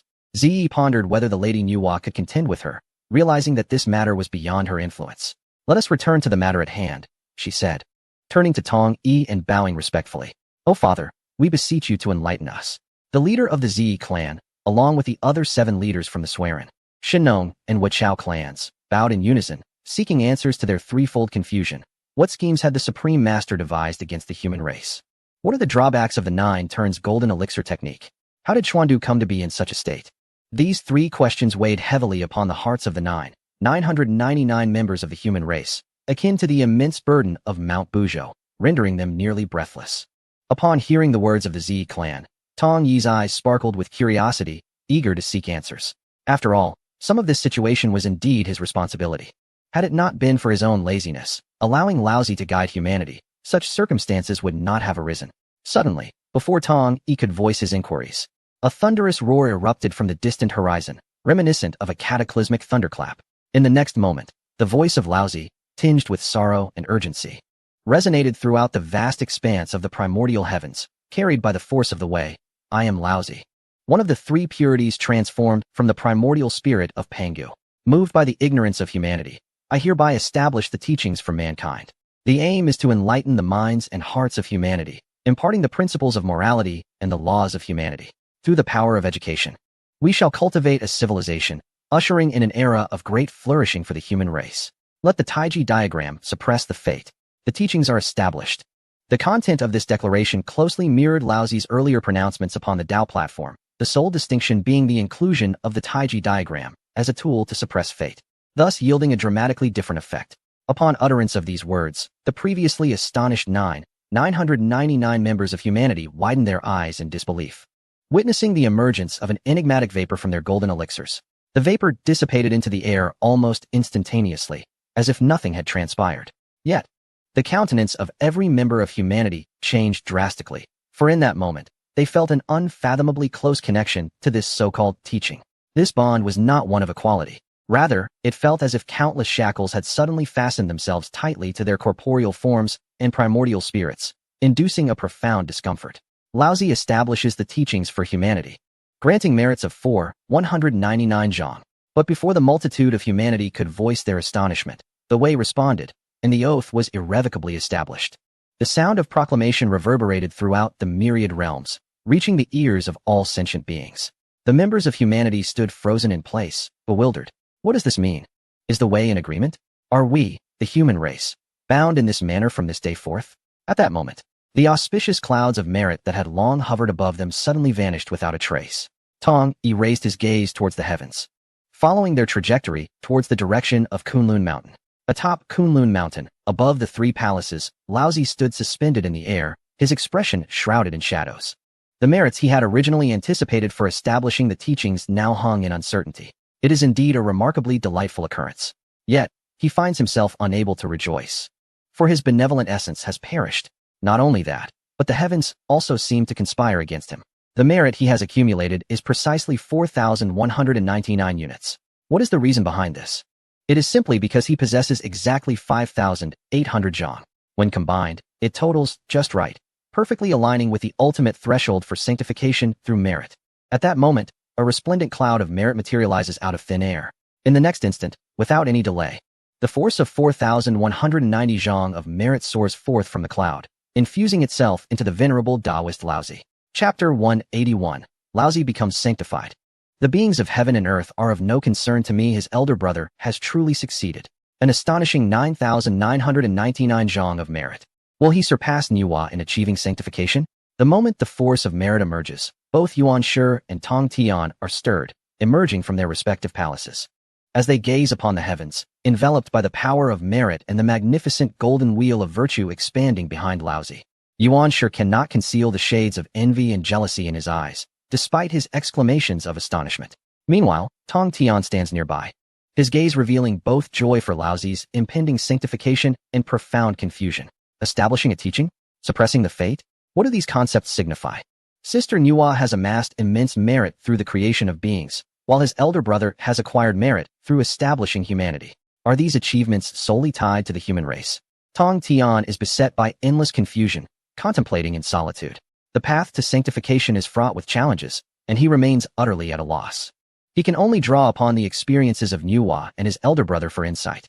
Yet, no matter how he contemplates, he cannot fathom the connection between his own path, his merit, and the human race. As Yuan Shi and Tong Tian remain awestruck and lost in thought, the power of merit within Laozi is completely absorbed and transformed into the golden wheel of virtue behind him. The wheel, with a diameter of 9,999 zhang, stands majestically in the void, casting an aura of sacred grandeur that bathes the entire Kunlun mountain peak in a resplendent golden hue. The merit has finally reached its culmination. I have outpaced Niuhua at last. Feeling the immense golden wheel of merit behind him, Laozi is overwhelmed with exhilaration. Though he is perplexed as to why Niuhua has achieved completeness in merit yet remains unascended, he himself senses the imminence of sanctification. In the next instant, Laozi's entire being quivers, and the golden wheel of merit emits a resonant hum, as if responding to one another. Out! With a sudden, fervent cry, Laozi gazes skyward. His primordial spirit instantaneously departs from his corporeal form, radiating supreme clarity, and hovers above his physical body. Concentrate. This second resounding call echoing through heaven and earth is no longer emitted from the flesh of Laozi. It was not merely his departing soul, but rather the essence of his spirit. Almost at the moment the sound resonated, the entire wheel of merit began to spin rapidly. However, unlike its prior clockwise rotation, this time it turned counterclockwise. Below, both Yuan Shi and Tong Tian beheld this spectacle, their eyes widening in astonishment. They instantly comprehended that their elder brother was indeed on the verge of achieving sanctity. With this realization, the two dared not exhibit even a hint of negligence, fixating their gaze on the scene, determined to engrave it indelibly in their minds as a future reference for their own ascension to holiness. At that moment, as the wheel of merit spun counterclockwise, countless streams of virtuous energy burst forth like golden dragons, radiating resplendent golden light, and surged into the essence of Laozi's spirit. In this moment, Tong Tian and Yuan Shi observed with clarity that the target of this merit was not solely their elder brother's spirit, but rather the profound power of the principle he had comprehended deep within his essence. That principle was none other than the law of Wu Wei. The law of Wu Wei harmonizes with nature, refrains from deliberate intervention, and follows the laws of heaven and earth. Unlike the commonly recognized laws of the five elements, metal, wood, water, fire, and earth, Laozi had grasped this unique law upon his emergence into the world, and through his cultivation, had achieved remarkable mastery. It is a principle unparalleled in the vast expanse of the primordial heavens, known only to the three brothers, with no one else possessing knowledge of or insight into it. Unexpectedly, on this day, their elder brother was condensing the fruits of his path through the very power of this law. Indeed, as they beheld the unfolding scene, though they had not experienced it firsthand, they could still recall their master, Hongjun Daozu, imparting knowledge of the necessity of the three elements, the completion of merit, the perfection of the law, and the primordial purple energy, none of which could be absent. Presently, their elder brother was merging virtue with law, only a breath away from consolidating the fruits of a sage, with only the primordial purple energy remaining. As this thought arose within them, a stream of primordial purple energy emerged from the void, cascading directly onto Laozi's essence. A resonating hum echoed, the perfection of the law, alongside 9,999 measures of merit and the primordial purple energy, fused together instantaneously. At that moment, Laozi's essence melted away like ice, transforming into a fourth force that integrated into the whole. In an instant, the entire expanse of Kunlun Mountain was suffused with four radiant lights, dazzling and magnificent, causing the sun and moon to pale in comparison. Amidst this brilliance, the nascent aura of the Supreme Sage was rapidly gestating, leading Yuan Shi and Tong Tian to squint in pain, gradually unable to bear witness to this moment. Their hearts were filled with both awe and regret. Although they had previously witnessed their master and elder brother achieving sanctity, they had never observed the process of sanctification. Now, as they finally had the chance to witness their elder brother's ascent, they were taken aback that the newly born sages might render them unable to gaze directly. What would it be like when their elder brother fully attained sanctity? Is it not a mere glance that bestows such majesty, sufficient to subdue them? Contemplating this, the yearning within Yuan Shi to attain sanctity reached its zenith. He feared for his brother's suffering and their ascension to holiness. He had believed that by vanquishing the malevolent corpse, he had ensured that his elder brother could no longer acquire merit. He thought he had infinitely narrowed the gap between himself and his elder brother. Yet, unexpectedly, he discovered that Tai Ching had devised a method to establish a doctrine in order to attain merit. Observing that his opponent had not yet achieved sanctity, the radiance emanating from him rendered Yuan Shi unable to gaze directly, while jealousy and envy surged within him. He began to ponder whether he too could emulate the establishment of a doctrine to acquire merit. However, he found himself utterly disconnected from the human race. Presently, humanity remained shrouded by the heavenly Tao. He could not even sense their whereabouts. It was evident that he could not establish a second human teaching. What then could he establish? Or what being could he create? I am Tai Ching Laozi. I have now achieved perfect merit and attained sanctity. I shall establish a sanctuary amidst the chaos. Thus, I proclaim to the heavens. At that moment, a magnificent voice reverberated through the skies, enveloped by a force of sanctity that spread throughout the myriad realms. At this instant, whether from the depths of chaos in the purple cloud palace, the myriad races residing in the small worlds of the heavens, or the celestial courts and the myriad clans of the earth and sky, all simultaneously heard this voice. What? He attained sanctity immediately after acquiring merit. I had thought he would follow in Nuwa's footsteps. Truly, he is the foremost among the three pure ones. From now on, when we encounter him, we must respectfully address him as a saint. How curious! Is not sanctity attained through the primordial purple energy? From whence does his primordial purple energy originate? At this moment, while the powerful beings of the myriad realms were filled with astonishment, they were also intensely curious. How is sanctity achieved? How does it differ from Nuwas? Unlike these powerful entities, the beings of the heavens and ordinary cultivators, upon hearing the voice of Laozi attaining sanctity, all gazed towards the skies. Upon realizing that no celestial dew or golden rain descended as it did when Hongjun Daozu attained sanctity, they each revealed expressions of disdain. Sanctity? What concern is that to me? Not a trace of saintly blessings. Atop Kunlun Mountain, the now sanctified Tai Ching Laozi descended from the heavens. At this moment, he exuded an enigmatic and profound aura of sanctity, continuously manifesting. Yuan Shi and Tong Tian, who had originally stood ready to welcome Tai Ching, changed countenance, feeling as though they were enveloped by the heavy weight of sanctity, akin to a celestial burden upon them, their knees beginning to tremble slightly. Chapter 182, Fraud. The master brother is not a saint at all. Congratulations, elder brother, on achieving perfect merit, cultivating the Tao fruit, and ascending to this saintly position. Feeling the incomprehensibly terrifying pressure upon him, Yuan Shi was filled with both astonishment and fury. As my knees trembled uncontrollably, on the verge of collapsing, I hastily exclaimed, "Congratulations, elder brother, on achieving sanctity." Tong Tian, not daring to linger, echoed my sentiments promptly. The moment these words were spoken, the overwhelming aura of the saints surrounding Yuan Shi and Tong Tian dissipated abruptly, and the pressure vanished instantaneously. Yuan Shi and Tong Tian staggered, nearly losing their footing, but were fortuitously steadied by an invisible hand infused with the power of a saint. Before them stood Lao Jun, the saint of Taiping. His expression one of indifference as he said, "Forgive me, dear brothers. I have just attained sanctity, and my aura has yet to be fully mastered." Upon hearing this, Yuan Shi felt a surge of resentment. What nonsense about lacking control. How is it that he seems to have it all together now? Clearly, he intends to admonish us. Damn it, why wasn't he the first to achieve sanctity? However, as this thought crossed his mind, Lao Jun cast a sidelong glance, and the saintly pressure flickered back into existence. Caught off guard, Yuan Shi trembled and fell to the ground. Before he could harbor anger, Lao Jun's voice echoed in his ears. "Second brother, it would be wise to keep certain thoughts to yourself in my presence. You have yet to attain sanctity. Your intentions, though coalesced, are still discernible to me. Is this the nature of a saint? Just having recently achieved sanctity, and he can already read my thoughts?" The fury that had ignited within Yuan Shi swiftly transformed into panic. He dared not dwell further on it and promptly rose, bowing respectfully to Lao Jun. "Elder brother, please forgive me. My true self is still in the midst of cultivation. This is merely a malevolent guise. Thus, I am plagued by ill thoughts, and I do not wish to defy you, elder brother. I have always held you in reverence, viewing you as a father." Upon hearing this, Tong Tian's eyes narrowed in surprise. He had not anticipated that upon the elder brother achieving sanctity, the second brother would slay the malevolent guise. Were it not for his own preliminary success in perfecting the Zhuxian sword array, he would feel unworthy to stand here. What followed left Tong Tian even more astonished. The second brother's act of contrition did not elicit the elder brother's forgiveness. Instead, Lao Jun's expression turned icy, radiating an even more terrifying chill.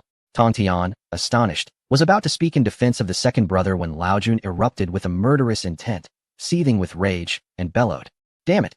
The malevolent guise! The benevolent guise! My benevolent guise! That wretched Han Yuan has slain my benevolent guise. He has obstructed my path to sever the three guises and has incapacitated my disciples. He truly deserves to perish." At these words, both Yuan Shi and Tong Tian were taken aback. What? The elder brother has actually slain the elder brother's benevolent guise? And has incapacitated the elder brother's disciples? How can this be? The elder brother has always been benevolent. What on earth has transpired among the human race that has led to such enmity between the elder and the eldest brother? As Yuan Shi and Tong Tian were engulfed in astonishment, a sense of concern for Laozi also arose within them. Although the elder brother had achieved sanctification, it was essential to remember that the senior brother had long attained a physical form of sanctity. He was, after all, the first sage to achieve this after the Great Pangu. Now, with the elder brother at odds with the senior brother, and harboring such murderous intent, a fierce confrontation seemed inevitable. However, the pressing question lingered. Could the elder brother truly contend with the senior brother?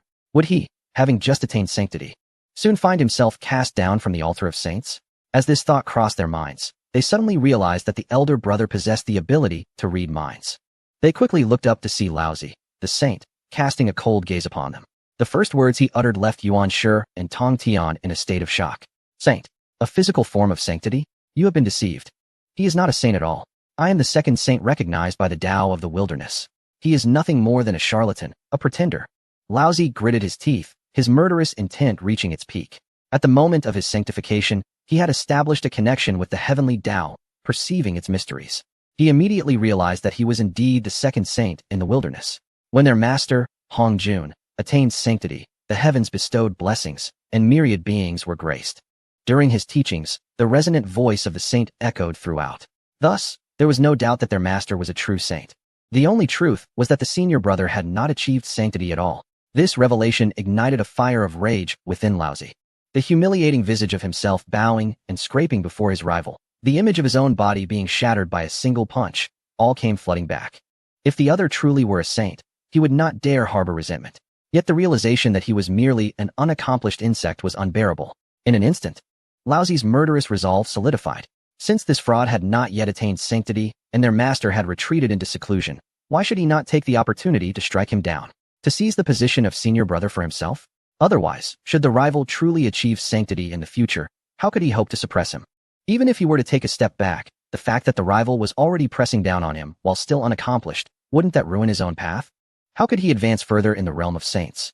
With clarity on this matter, Laozi felt no hesitation. With a wave of his right hand, he tore through the fabric of space, sweeping up Yuan Shi and Tong Tian, all three of them plunging into the rift. He vowed to restore his image today, to demonstrate to his two brothers that he was indeed the foremost of the Xianmen. As for the whereabouts of the human race, previously, before attaining sanctity, he felt shrouded in mist, unable to discern their precise location. Only the San Shi could locate them. However, the circumstances had now changed. He has already attained the ability to communicate with the celestial order, and that shrouded enigma dissipated effortlessly. In the human realm of Bagua City, the saint which has indeed achieved sanctity, should you not first venture into the chaos to undergo the 9 transformations of the corporeal form before re-emerging? Rest assured, in this human domain, I shall protect you. Xianming stood beside Tongyi, her delicate brows furrowing with a sense of concern. She had not anticipated that Laozi would attain sanctity so swiftly.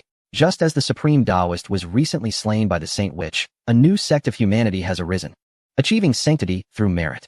If the Saint Witch's cultivation is indeed as the outside world claims, embodying sanctity through the physical form, she would certainly feel no apprehension.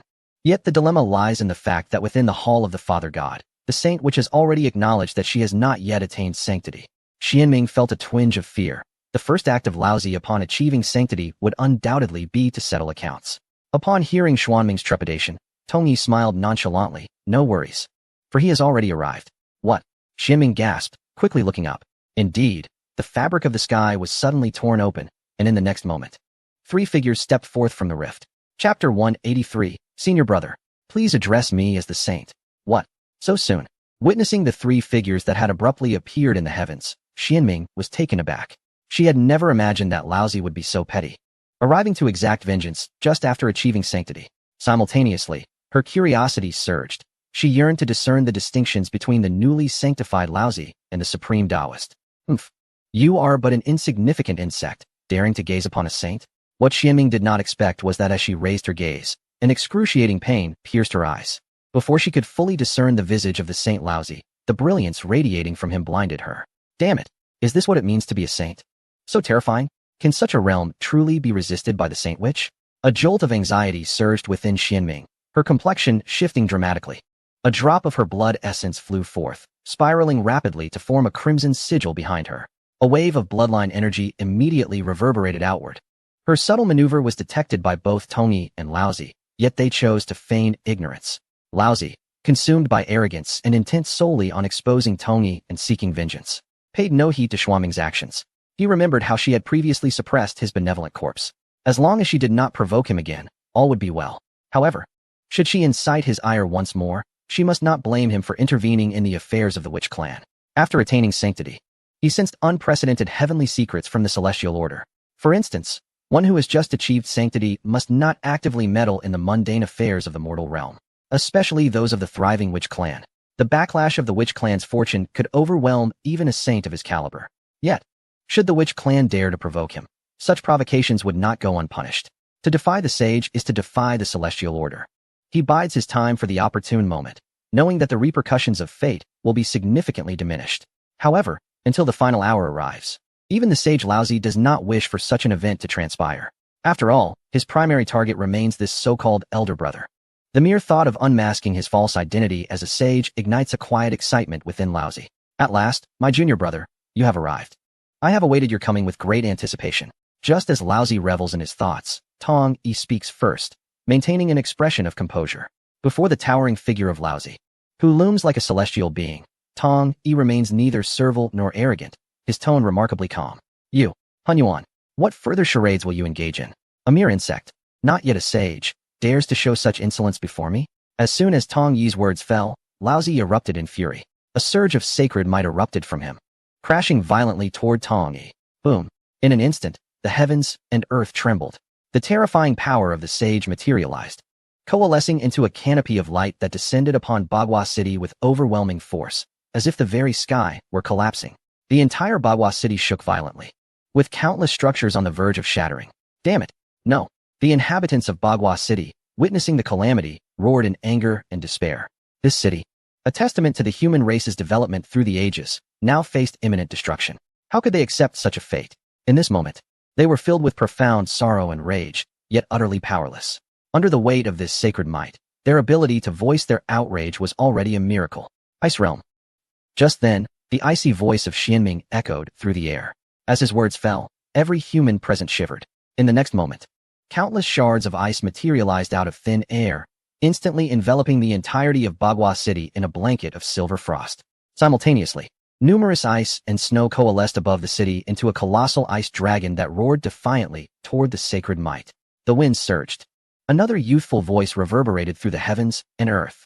Accompanying it was a swirling green tornado. Compared to the ice dragon, this tornado was significantly smaller in size. Yet it charged fearlessly toward the sacred might. The initiators of this assault were none other than Xianming and Lu Er.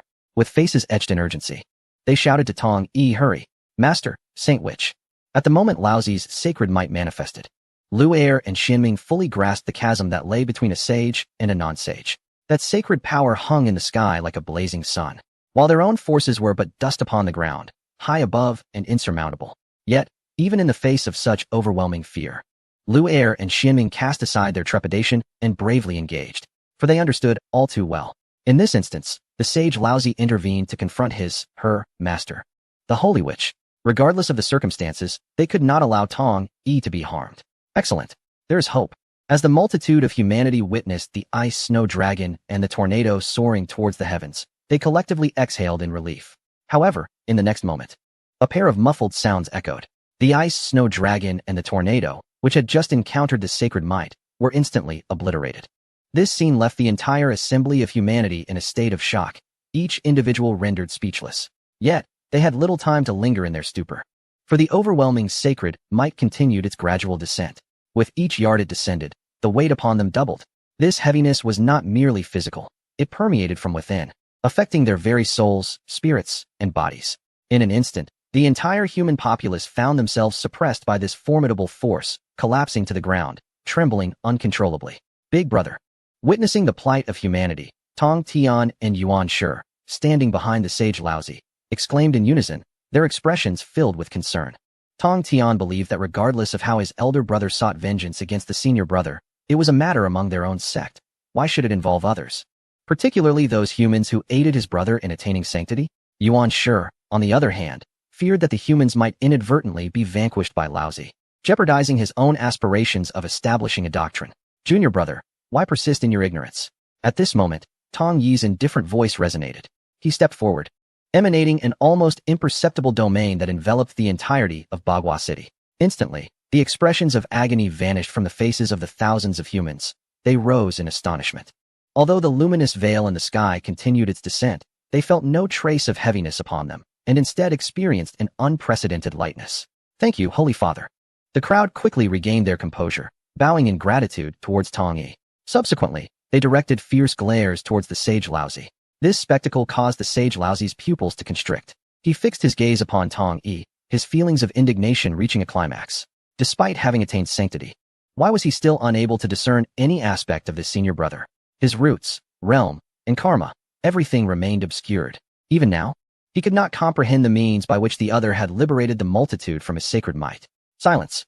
In a moment of confusion and fury, the sage Lao Zi bellowed at Tong Yi below. In the past, when I had yet to attain sanctity, you referred to me as junior brother, and I paid you no heed. Today, I have achieved sanctity, and you must address me as sage. Amidst this confusion and rage, he questioned the significance of such titles. Was it truly of such consequence? Tong Yi shook his head slightly, revealing an expression of disappointment. Upon hearing these words, all present in the vast expanse were momentarily taken aback. It was not just the three purities. Even Lu Er and Xianming stared blankly at Tong Yi. They wondered if they had indeed misheard. Was it truly insignificant whether one was a sage or not? If it were so trivial, what motivation remained for their cultivation? Lao Zi, a sage himself, found the notion utterly absurd. He shook his head, took a deep breath, and resolved not to waste further words with one who had not yet attained sagehood. He yearned for a swift resolution. Once he vanquished Han Yuan, he would be the master brother of the Xinmen. Yet, Tong Yi spoke again. Your first step to sagehood is to manifest your sanctified might before humanity, the very beings who aid you in your ascension, and your Tao heart, to govern without action, to align with the natural order. Yet, do reflect, if it were not for your scheming against humanity, establishing the teachings of humanity, How could you have garnered half the merits of sagehood? Does this not contradict your principle of non-action? At these words, silence enveloped the heavens and the earth. The two purities exchanged glances, sensing a kernel of truth in the master's words. Lu Er and Xian Ming also shared a look, for the first time seeing recognition in each other's eyes. Silence. Heretical nonsense. The fact remains that today I have attained sagehood, while you have not. The heavenly Tao is impartial, reality surpasses all. Laozi, struck at the heart of the matter, glared with wide eyes and bristled brows.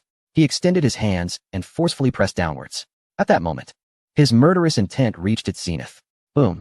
Instantly, the sacred aura descended not slowly, but with great swiftness, enveloping the entire Bagua city. Chapter 184. Just attained sagehood, and already descended from the sacred altar, it was over. Observing the enraged Laozi, who had finally made his move. The once gradually descending sacred aura now plummeted rapidly. On the ground, Xian Ming and Lu Er felt a tremor in their hearts. They had previously attempted to shatter that aura and were acutely aware of its terrifying power, something that could not be resisted by those beneath sagehood. As the aura crashed down completely, it seemed that all that existed on this land was doomed. In that fleeting moment, regret surged within Xian Ming and Lu Er. It was not regret over Tong E's presence, but rather regret for not having informed the other ancestral witches sooner. Had the 12 ancestors gathered together, using their hidden cards, there might have been a chance to confront the sage directly. Another pang of regret stemmed from not having asked their master for a protective talisman or token at that time. Otherwise, it could have been summoned now. With their master present, would their uncle have dared to act so recklessly? In the midst of their regret, neither was inclined to surrender. One unleashed a surge of vital energy, fully demonstrating the potential of a quasi-saintly physical form. A surge of the laws of battle erupted, though its momentum seemed minuscule. It was resolutely unwavering. Among the myriad of human warriors, aside from the fainted Xiandu, not a single coward remained. Even when they were aware that the curtain of light would descend, leading to the city's ruin and their inevitable demise, they still stood resolutely behind Tong Yi, their eyes shimmering with valor. To them, what was there to fear in death? The Holy Father stood beside them. To perish in his presence was a source of profound satisfaction. At this moment, the indomitable spirit was flawlessly manifested in the frail forms of humanity. Indeed, this young man has brought me honor, and these youths are worthy. 6 years and the multitude of human beings' actions did not escape Tong Yi's keen observation. He felt a sense of inner satisfaction, a flicker of approval shimmering in his gaze. Xian Ming was one thing. After all, he was an ancestral shaman, having lived countless years and faced death innumerable times. It was quite natural for him to resist, even when aware of the futility. However, 6 years and the many others were confronting this seemingly fatal predicament for the first time, yet they harbored no despair. They still dared to fight. This was something Tong Yi found quite commendable. Furthermore, he was certain that after this experience, the mental state of everyone present would undergo a qualitative transformation, especially 6 years. The laws of battle must be reversed time and again in such dire situations to achieve breakthroughs. In his earlier years, he had the potential to ascend to the golden immortal realm, but hesitated due to fear of the heavenly tribulation. Now, confronting the might of a saint, akin to a heavenly tribulation, he dared to engage in battle. This illustrates the magnitude of his beloved disciple's progress. Of course, the prerequisite for such advancement was survival. On this front, Tong Yi was well prepared. As the holy might's curtain thundered down, poised to obliterate the structures, Tong Yi made no overt actions. Instead, he subtly stirred his consciousness. Beneath the dominion of strength, the 999 human beings, already enveloped, suddenly underwent drastic changes in countenance. At that moment, a series of muffled sounds erupted from the dantian of each individual. The warriors were horrified to discover that their golden cores had suddenly shattered. Instantly, they spewed forth blood, their faces ashen, collapsing into unconsciousness. This was dire. Almost simultaneously, in the heavens above, the countenance of the wrathful sage Laozi drastically altered. His body trembled, and he let out a wretched scream, his vision darkening, causing him to plummet from the skies. Yuan Shi and Tong Tian widened their eyes, utterly bewildered by the unfolding events. Yet, they swiftly acted, catching Laozi. At that moment, both were filled with astonishment. What on earth transpired? How had the aura of their elder brother changed so drastically? In disbelief, Urching exclaimed, his face a canvas of astonishment. Just as they had forewarned, in this moment, the venerable Laozi emanated an aura of sanctity that began to dissipate. It was not merely that, the divine essence surrounding him, reminiscent of celestial authority, began to gradually diminish, plummeting from the realm of a sage to that of a quasi-sage. Not good. We must assist our elder brother. Tong Tian, in a state of urgency, sprang into action. A torrent of pure, resplendent energy surged forth from his hands, flooding into Lao Zi's being, striving to stabilize the waning sanctity of his brother. Though uncertain of the circumstances and disapproving of Lao Zi's previous actions, in this moment, Tong Tian recognized that he could not remain passive towards his sibling's plight. However, could the signs of a sage's collapse be merely stemmed by his efforts? Regardless of how much pure energy he infused, it proved futile. In the blink of an eye, the sage was reduced to the status of a mere Taoist. It is of no use. My elder brother's Tao fruit has shattered, Yin Shi remarked gravely. A mixture of trepidation and unexpected delight flickering in his eyes. The Tao fruit of a sage cannot simply fracture without cause. There must be an underlying issue. As this thought emerged, a shiver coursed through Yin Shi, prompting him to lower his gaze towards the ground. Indeed, at the moment of Lao Zi's descent from sagehood, the protective light barrier was on the verge of obliterating the Bagua city. With the sage's fall, the barrier naturally disintegrated as well. Below, tranquility reigned. All the human populace had succumbed to slumber, painting a serene tableau of peaceful times. In the end, only his elder brother was injured. Witnessing this scene, Yin Shi's earlier suspicion solidified. His pupils constricted in fear as he steeled himself to gaze at his elder brother. In the next instant, he encountered Tong E's indifferent gaze. "It was you," he exclaimed, trembling uncontrollably. "Elder brother, did you do this?" His voice reverberated through the heavens, echoing endlessly. Yet, Lao Zi lay unconscious. Tong Tian, engrossed in his efforts to stabilize Lao Zi's cultivation, remained oblivious to everything else. Thousands of humans had also succumbed to an unending slumber. The resounding cry that echoed through the cosmos ultimately only roused the dazed Lu Er and Xianming. What happened? Where's the barrier? Lu Er and Xianming, their formidable auras still at their peak, exchanged bewildered glances at the sight of the fallen humans. They looked up at the unconscious Lao Zi, utterly perplexed. How did everyone fall asleep in the blink of an eye? Is it midday napping? Such a healthy lifestyle? Chapter 185. Yin Shi, I accuse you of slander. What? What transpired? Where did it all go? The battlefield's chaotic laws still surged within the six-eared figure, yet his youthful visage was marred by an expression of utter bewilderment. He was completely at a loss, having prepared himself for death, only to witness a swift and inexplicable transformation. What had happened to the luminous barrier? How had the entire human race succumbed to unconsciousness? And what of the second master in the heavens? What was the nature of that aura? The oppressive dread had vanished entirely. Truly, the Saint Witch was remarkable. In stark contrast to the six-eared one's confused state, Xianming, after a moment of astonishment, merely cast a glance at the expressions on both sides and discerned that this upheaval must surely have been orchestrated by the Saint Witch. At that moment, her formerly icy countenance was illuminated by a strikingly contrasting look of infatuation as she tilted her head to gaze at Tong Yi, finding him increasingly handsome and endearing. She mentally chided herself for doubting the Saint Witch's prowess. This man had always maintained an air of calm. She should have anticipated his strategies. Yet, had he allowed the situation to escalate? But could she truly blame herself? It was all that elder's fault. The sage's realm had indeed taken advantage of the young. This left her with no mental space to consider other possibilities. As these thoughts swirled, Xuanming's curiosity deepened. The sage's realm was undeniably formidable. How had the Saint Witch managed this? He had seemingly done nothing but stand there. Had her own sage realm been shattered? Was it somehow connected to the unconscious human beings? With these musings, her gaze towards Tong Yi grew increasingly enamored. At that moment, in response to Yuan Shi's inquiries and the perplexed gazes of Xianming and the six-eared figure, Tong Yi offered no reply. Instead, he waved his right hand, releasing 9,999 drops of the divine water known as Sanguang. Each droplet danced forth like celestial maidens scattering flowers, all landing flawlessly upon the dantians of the human beings, save for Xiandu in the next instant. The lethargic aura enveloping the multitude of humans stabilized abruptly, their complexions beginning to regain their rosy hue. "Ah, don't be stingy. It's merely a little divine water," he reassured. "Rest assured, once this matter is resolved, I shall certainly procure more for you." With a subtle shift in consciousness, he soothed the islands of Penglai and Yingzhou. Even for these two celestial islands, 1,000 drops of divine water were a considerable sacrifice. However, there was no alternative. To heal the severely wounded human beings, the divine water that had created them was essential. Fortunately, with the backing of two celestial islands, he could afford this considerable expenditure. Yes, this should suffice, he concluded. After calming the two islands and painting a grand vision for their future, Tong Yi finally sighed in relief, sensing the recovering condition of the human beings. At this moment, he felt a profound sense of ease. He finally lifted his gaze towards the horizon, his eyes falling upon the unconscious figure of the venerable Taoist. Although Tong Yi had long anticipated the predicament of the other party, he had not expected it to be this dire. having fallen from the sacred realm and fainted in the process. What a predicament. It could also be a ruse of this old fellow. Third junior brother, what are you saying? Everyone is watching, and I have done nothing. Tong, he exclaimed, his hands raised in a gesture of innocence as he addressed Yuan Shi. Upon hearing this, Yuan Shi was momentarily taken aback. What?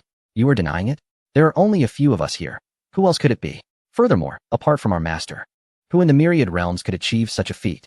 Yet the crux of the matter was, did Yuan Shi possess any evidence? What nonsense. He had not even discerned what had transpired moments ago. Where could he find evidence? With this thought, Yuan Shi gazed at the innocent yet strikingly handsome face below. A chill creeping into his heart, more frigid than being drained of magical energy by a mere mortal. Indeed, he was utterly unaware of what had occurred. Who dared to question the integrity of the senior brother? Damn it, my senior brother must have made a mistake. How could he claim that senior brother is not a sage, but a fraud? Who would believe such nonsense? If senior brother were not a sage, how could he have rendered my elder brother powerless without anyone noticing? This is a sage we are speaking of, not an ant. We must leave. Senior brother is far too formidable. Senior brother is correct. It is I who have been foolish. Surely, my elder brother is the one at fault, having just attained sagehood. His unstable realm led him to act recklessly, resulting in this predicament. I shall apologize on his behalf and take him away now.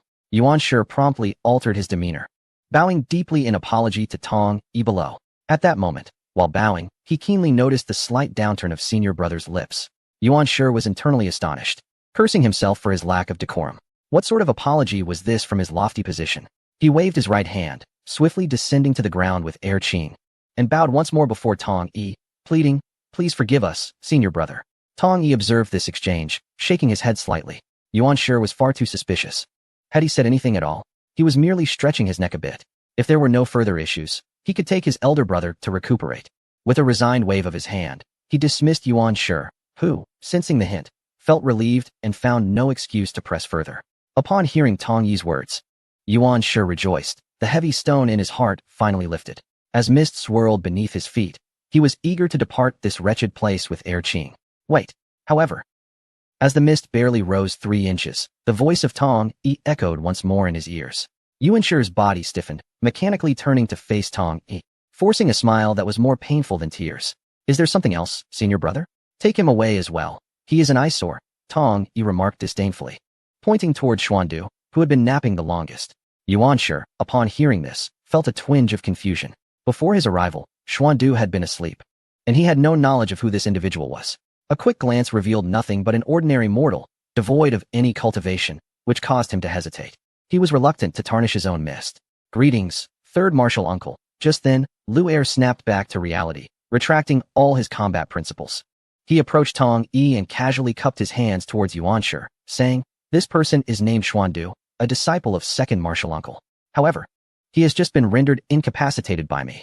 Perhaps it would be best for second martial uncle to take him back for healing." Your mother. Upon hearing Lu Er's words, Yuan Shi's mind erupted with exclamations of disbelief. What sort of statement was that? My senior brother's disciple has been crippled by you? How dare you speak so arrogantly before me? Who do you think you are? But as he reflected on Lu Er's title, Yuan Shi's eyes suddenly sparkled with realization. Staring intently at Lu Er, after a thorough examination, he finally grasped. You are the disciple of senior brother? Lu Er remained silent, merely tilting his head slightly, his nostrils facing Yuan Shi, exuding an air of condescension that suggested Yuan Shi should already know the answer. He harbored no fondness for the Sanqing and had nearly been subdued by them moments earlier. Aside from a feigned call to his elder brother, Yuan Shi had taken no action to prevent it. That he could maintain such composure was already commendable. Lu Er's demeanor left Yuan Shi in a daze. When did a golden immortal dare to act so haughtily before him? One might think Lu Er was the senior brother instead. Yet Yuan Shi understood that he was not in favor, and could only suppress his anger, forcing a smile as he said, "Truly, you are worthy of being senior brother's disciple. The foremost among the third generation of the Taoist sect, possessing extraordinary talent and charm." Oh, upon hearing this, Lu Er's eyes sparkled, a radiant smile blossoming on his face like a sunflower at noon. Ah, third martial uncle, you are truly too kind. I observe that third martial uncle possesses an extraordinary bearing. Your future achievements will undoubtedly surpass those of second martial uncle. Yuan Shi's lips twitched slightly. This young man was indeed not one to shy away from flattery. However, the last comment did please him somewhat, alleviating his frustration as he began to banter with Lu Er. Nephew, you are also remarkably gifted. To have such cultivation at your age, you are destined for greatness. Perhaps even surpassing senior brother. The two engaged in mutual praise, and before long, their camaraderie had grown to the point where they nearly clasped shoulders, embodying a sense of mutual admiration. Watching from the side, Tong Yi felt a wave of embarrassment wash over him as he glanced at Yuan Shi. Do you fancy him? P.S. All yours. Chapter 186. Desiring Xuandu? Extorting Yuan Shi? Ah, no. Such a prodigy should be guided by the eldest senior brother. Placed in my hands, he would undoubtedly be a talent wasted. Upon hearing Tong Yi's words, Yuan Shi was momentarily taken aback, his head swelling with realization. He immediately discerned that this junior disciple was no ordinary individual. If he were to be taken under his wing, wouldn't it lead to daily calamities? Who would desire such a burden? Having expressed his thoughts, he refrained from further banter with Lu Er and promptly bowed to Tong Yi, saying, Eldest senior brother, you are occupied with numerous affairs. I shall not intrude further. With that, he waved his sleeve and prepared to leave, taking the unconscious Xuandu with him. However, as soon as he placed Xuandu upon the clouds, he froze in place. This was due to witnessing his esteemed senior brother raise that notoriously fearsome right hand, extending 3 fingers. Eldest senior brother? What are you doing?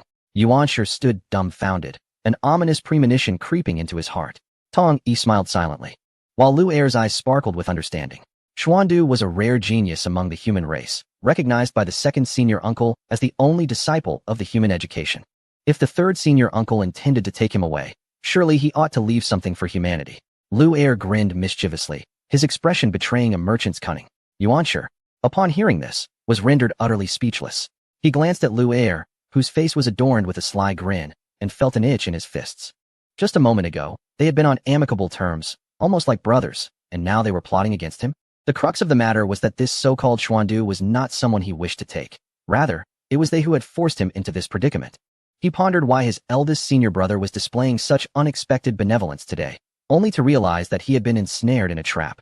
In an instant, Yuan Shi was overcome with a desire to abandon Xuandu and flee. Yet, upon seeing the elusive smile at the corner of his senior brother's mouth, he swiftly dismissed that notion. Lu Er's words had ensnared him. Regardless of the circumstances, Xuandu was now the eldest brother's disciple. Should he fail to bring him back today, it was likely that his first confrontation upon awakening would be with him. Alas, it seemed prudent to prioritize leaving this wretched place. The junior disciple was correct. Since Xuandu represented hope for the human race, he ought to leave something for them on behalf of his elder brother. With that thought, Yuan Shi flipped his right hand.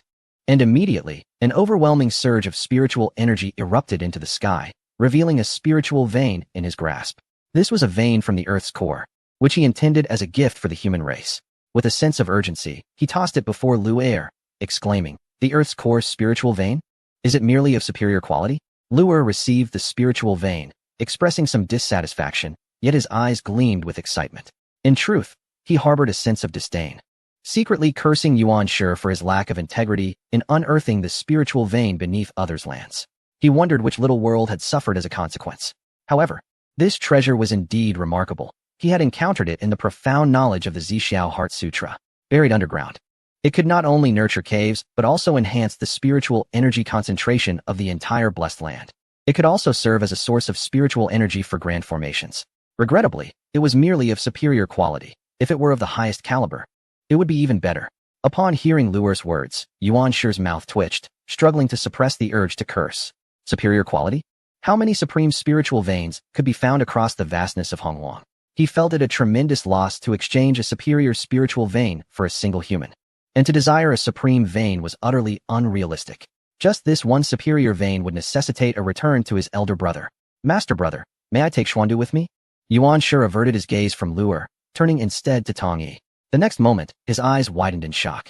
He saw Tong Yi remaining silent, merely retracting a finger. 2 fingers remained. Yuan Shi gasped in astonishment. Was one superior spiritual vein insufficient? Did it imply that 2 more were required? How could Master Brother even dare to ask such a thing? Oh, right, he hadn't spoken. At this moment, Lu Er, who had just retracted the spiritual vein, turned to see his master's fingers. Lu Er paused slightly, his face a mask of astonishment as he regarded his master. Even he felt the price was a bit excessive. Just a Xuandu? Was it truly so valuable in his master's eyes? Nevertheless, this thought flitted away as he resolved to abide by whatever his master decreed. Third uncle, you must have seen it as well. All the human race has been frightened into a faint, so requesting some spiritual herbs for compensation is quite reasonable. Isn't it? Lu Er said nonchalantly, casting a glance at the fallen humans on the ground, his face filled with pity and compassion. He murmured constantly, how tragic. They haven't even attained immortality, not even Earth immortals, yet they suffer such bullying from the three esteemed uncles. What if they were inadvertently harmed? If this were to spread? Stop. Upon hearing this, Yuan Shi immediately raised his hand to silence Lu Er, genuinely fearful of the boy's loose tongue. After silently cursing countless times, Yuan Shi once again flipped his right hand. A crystal-clear, icy platform, exuding a chilling aura, materialized in his grasp. This treasure was forged from the 9 nether Xian ice, and is invaluable for healing the soul. When one cultivates while resting upon it, it also aids in purging distractions. Therefore, I shall bestow it upon the human race. With that, he tossed it forward, transforming it into a streak of light that landed before Lu Er. The item you forged yourself? Lu Er took it, observing it closely, and with a slight curl of his lips, spoke halfway, yet his words bore immense weight. Upon hearing this, Yuan Shi's brow twitched, nearly causing him to erupt with fury. His mastery in the art of crafting artifacts had reached a remarkable level. Among the mighty of the primordial heavens, who would dare claim superiority in artifact forging? Moreover, the materials used in this creation were of innate quality. Although the crafted item was classified as a postnatal treasure, it rivaled even the most exceptional innate spiritual treasures. It ranked among the top 3 treasures he had ever forged in his lifetime. Were it not for the watchful gaze of his senior brother, he would have hesitated to present such a treasure. Yet, this young lad seemed unimpressed. It was utterly infuriating. In that moment, Yuan Shi could no longer concern himself with matters of decorum. His smile vanished, replaced by a dark expression. Finally dropping the facade. Lu Er, noticing this, felt a surge of amusement. Casually tossing the ice couch onto the ground, he turned to observe his master's fingers. Bad news. The master had retracted one. Good news. One remained upright. Regarding that third uncle, Lu Er found his words faltering, unable to conjure any excuses. Ultimately, he could only scratch his head in embarrassment and say, I can't think of a reason at the moment. Just give it one more time. Chapter 187. The reappearance of the Eye of the Heavenly Tao. Bestowing human cultivation techniques, Xianming stood by, witnessing the entire extortion process between master and disciple, finding it both amusing and refreshing. While other master-disciple pairs were usually overly formal and rigid, the dynamic between the Holy Witch and his disciple was uniquely different, cleverly colluding against the 3 pure ones. Their cooperation was so seamless that one demanded an exorbitant price, while the other offered without a hint of displeasure. This exchange nearly brought her to laughter, though she dared not express it, fearing it might disturb Yuan Shi. Of course, she was not without her own actions. In a previous moment of peril, she had utilized her bloodline to send a message, summoning other ancestral witches for support. Now that the crisis had been averted, she needed to explain the situation to the other ancestral witches and inform them of the events that had transpired, particularly the relationship between the human race and the Holy Witch. Xianming felt it was imperative for the other ancestral witches to take note of this newly emerged race. It would be beneficial to foster a good relationship with them before the human race proliferated. Big brother, if you still cannot find it, there is no need to come here. Just then, as Xianming communicated with the other ancestral witches, Yuan Shi, after relinquishing the ransom 3 times, left with a grim expression, accompanied by Qing and Xian Du. The speed at which they vanished into the clouds was akin to lightning, leaving Lu Er in awe, declaring it the fastest he had ever witnessed. Master, why did you give them Xian Du? After placing down the 3 pieces of ransom, Lu Er turned to Tong Yi and posed the question that had long perplexed him. Previously, he had refrained from asking, as his focus was on extorting Yuan Shi. However, the moment Tong Yi suggested allowing Yuan Shi to take Xian Du away, Lu Er felt an urge to voice his dissent. In his view, this individual was undeniably part of the human race, since his master was the revered patriarch of humanity. It was unacceptable to hand over one of their own to the 3 pure ones. Such a person, he believed, should simply be eliminated. You wretched disciple, your heart is filled with such murderous intent. Upon hearing Lu Er's innermost thoughts, Tong Yi raised his hand and delivered a decisive blow to his head. He then proceeded to elucidate, since this individual harbors no allegiance to humanity and is solely concerned with his own strength, I, as the patriarch of humanity, shall acquiesce to his desires. With that, he disregarded Lu Er and moved towards the multitude of unconscious human beings scattered about. In truth, there were matters Tong Yi had yet to disclose to Lu Er. Earlier, the Eye of Heavenly Tao had manifested once more. It made no sound, nor did it disturb anyone present, including Yuan Shi. It merely hovered silently in the sky, observing Tong Yi with an ethereal gaze. Tong Yi understood all too well that its appearance was a consequence of his recent alteration of the situation, serving as a cautionary reminder. To establish the teachings of humanity as sacred is an inevitable course, irreversible and unalterable. Yet, I have shattered the golden cores of all humanity. though severely injured. The multitude no longer require the teachings of humanity to cultivate. Consequently, this has led to my fall from the sacred realm. Nevertheless, there remained a possibility for restoration. Xian Du, as a disciple of the teachings, could return with him, allowing the teachings to endure and enabling Tong Yi to reclaim his status as a sage. Thus, the moment the eye of heavenly Tao emerged, Tong Yi recognized that Xian Du could not be spared. After relinquishing Xian Du to Yuan Shi, the eye of heavenly Tao vanished. Merely seeking something from Yuan Shi was an attempt to secure additional advantages for humanity. Surely, he could not retain all the benefits for himself, having only lost his sage status while humanity had sacrificed one of their own,